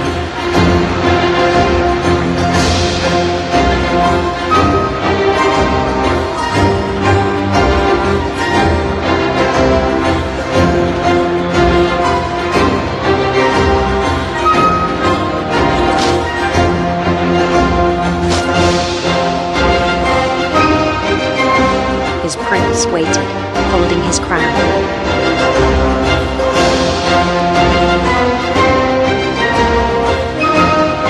There was only one thing left to do.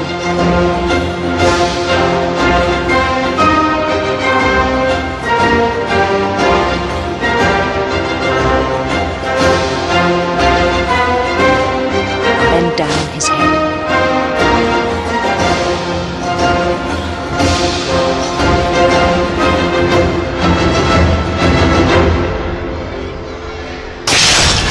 And the rest I think you know. Mrs. Finch, your son was a kind man who will be missed by all of us who knew him.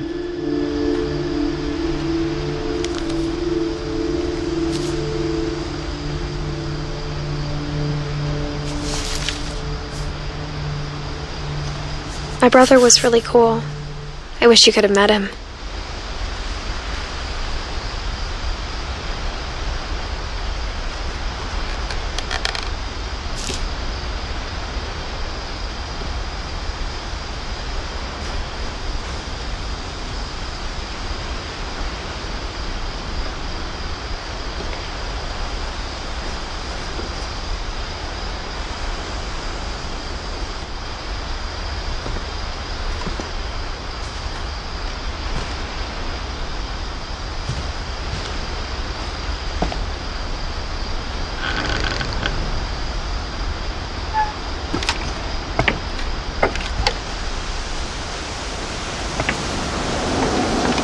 On the way back from Lewis's funeral, my mom told me to start packing.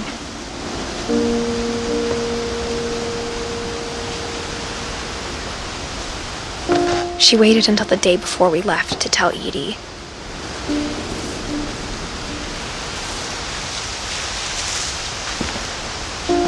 I'm not sure if she wanted to make it easier or harder.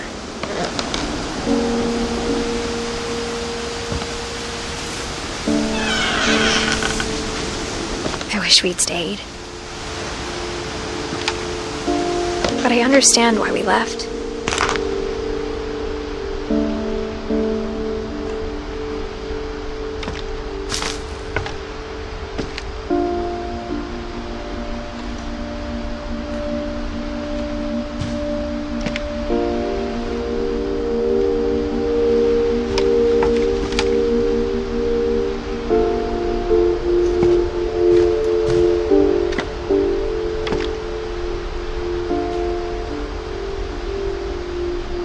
My mom ended up leaving everything behind.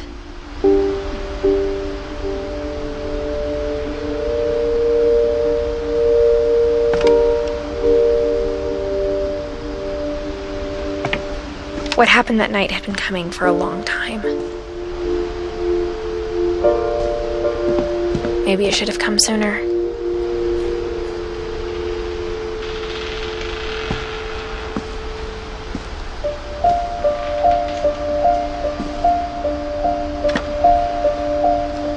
But it had to end one way or another.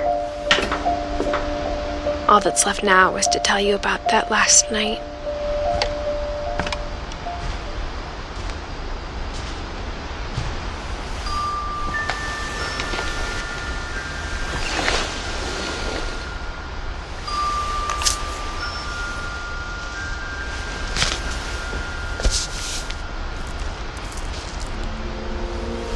That whole last day, Edie just watched us pack and didn't say a word. Until supper, when she raised her glass and said, "To our final night together, and all our final nights apart." Grandma, you know what I said about alcohol. Some of your medications are very specific. I left a present for you in the hallway. Why don't you go open it? The grown-ups have to argue now. I'm sorry, you're right. We're all leaving tomorrow. Let's just enjoy our last... I'm not leaving. Edith, you're excused.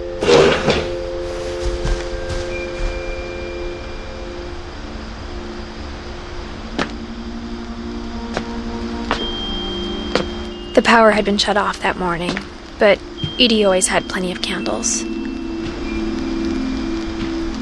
When my mom sealed the library, I don't think she knew about the other entrance.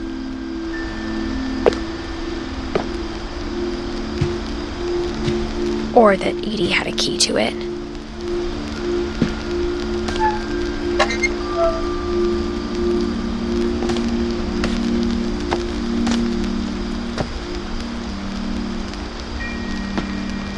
That thing you're afraid of isn't going to end when you leave the house.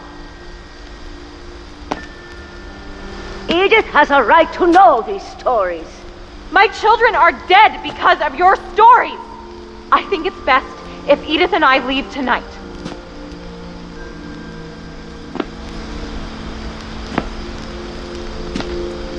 We'll have the nursing home send a van for you in the morning, okay?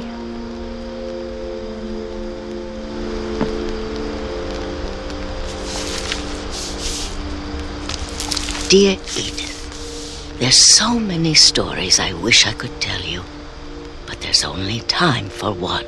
This is about what happened on the night you were born. That night, the tide went way, way out.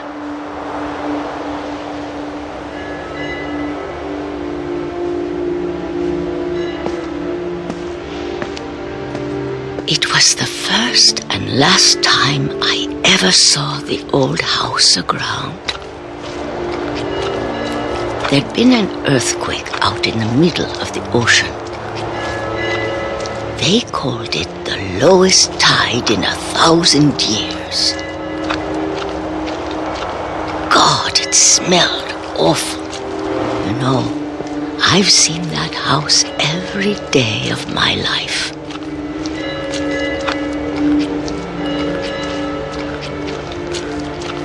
But I never thought I'd go back to it. When the fog rolled in, I lost my way.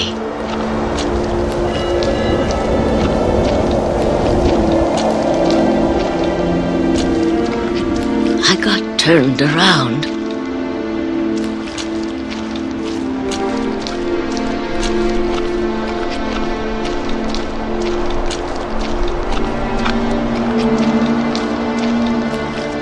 For a while, I wandered.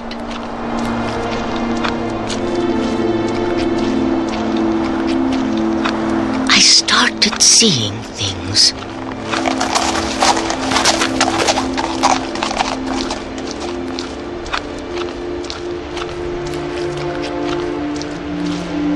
Things I'd forgotten had ever existed.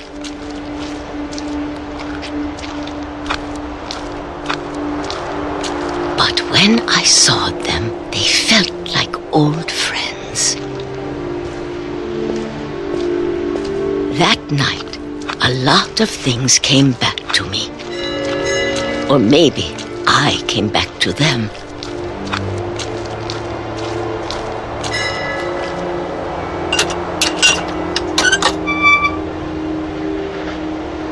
Things I can't explain, but that I need you to try and... Edith, what are you doing in here? It's mine. Edith! Mom, you're gonna rip it! Let go! I kicked and screamed, but Mom dragged me to the car.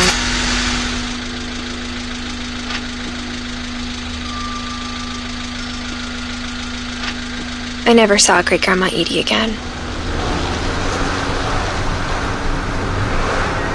The next morning, the band came to pick her up, but she was already gone. After that, we moved around a lot.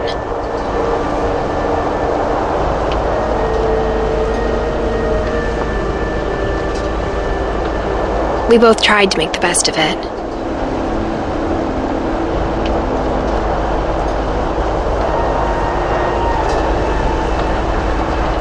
A few years went by.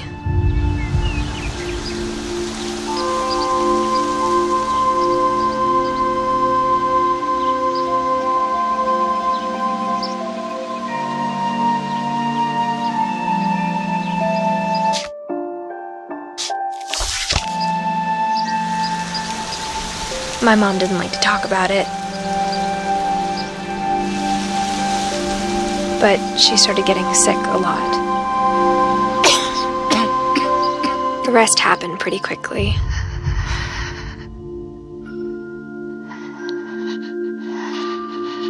She got better for a while, and then she didn't.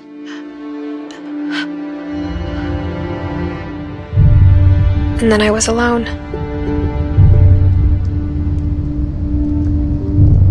The last Finch left alive.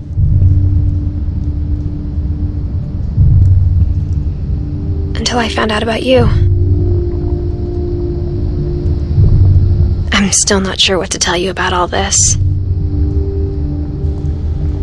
If we lived forever, maybe we'd have time to understand things. But as it is, I think the best we can do is try to open our eyes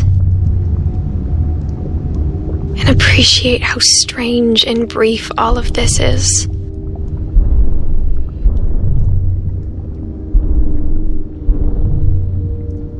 This journal was supposed to be for you. But now I hope you'll never see it. I just want to meet you. And tell you all these stories myself. But I guess if you're reading this now, things didn't work out that way.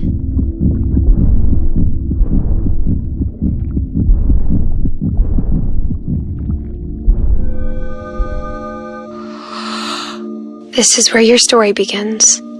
I'm sorry I won't be there to see it. It's a lot to ask, But I don't want you to be sad that I'm gone. I want you to be amazed that any of us ever had a chance to be here at all. Good luck.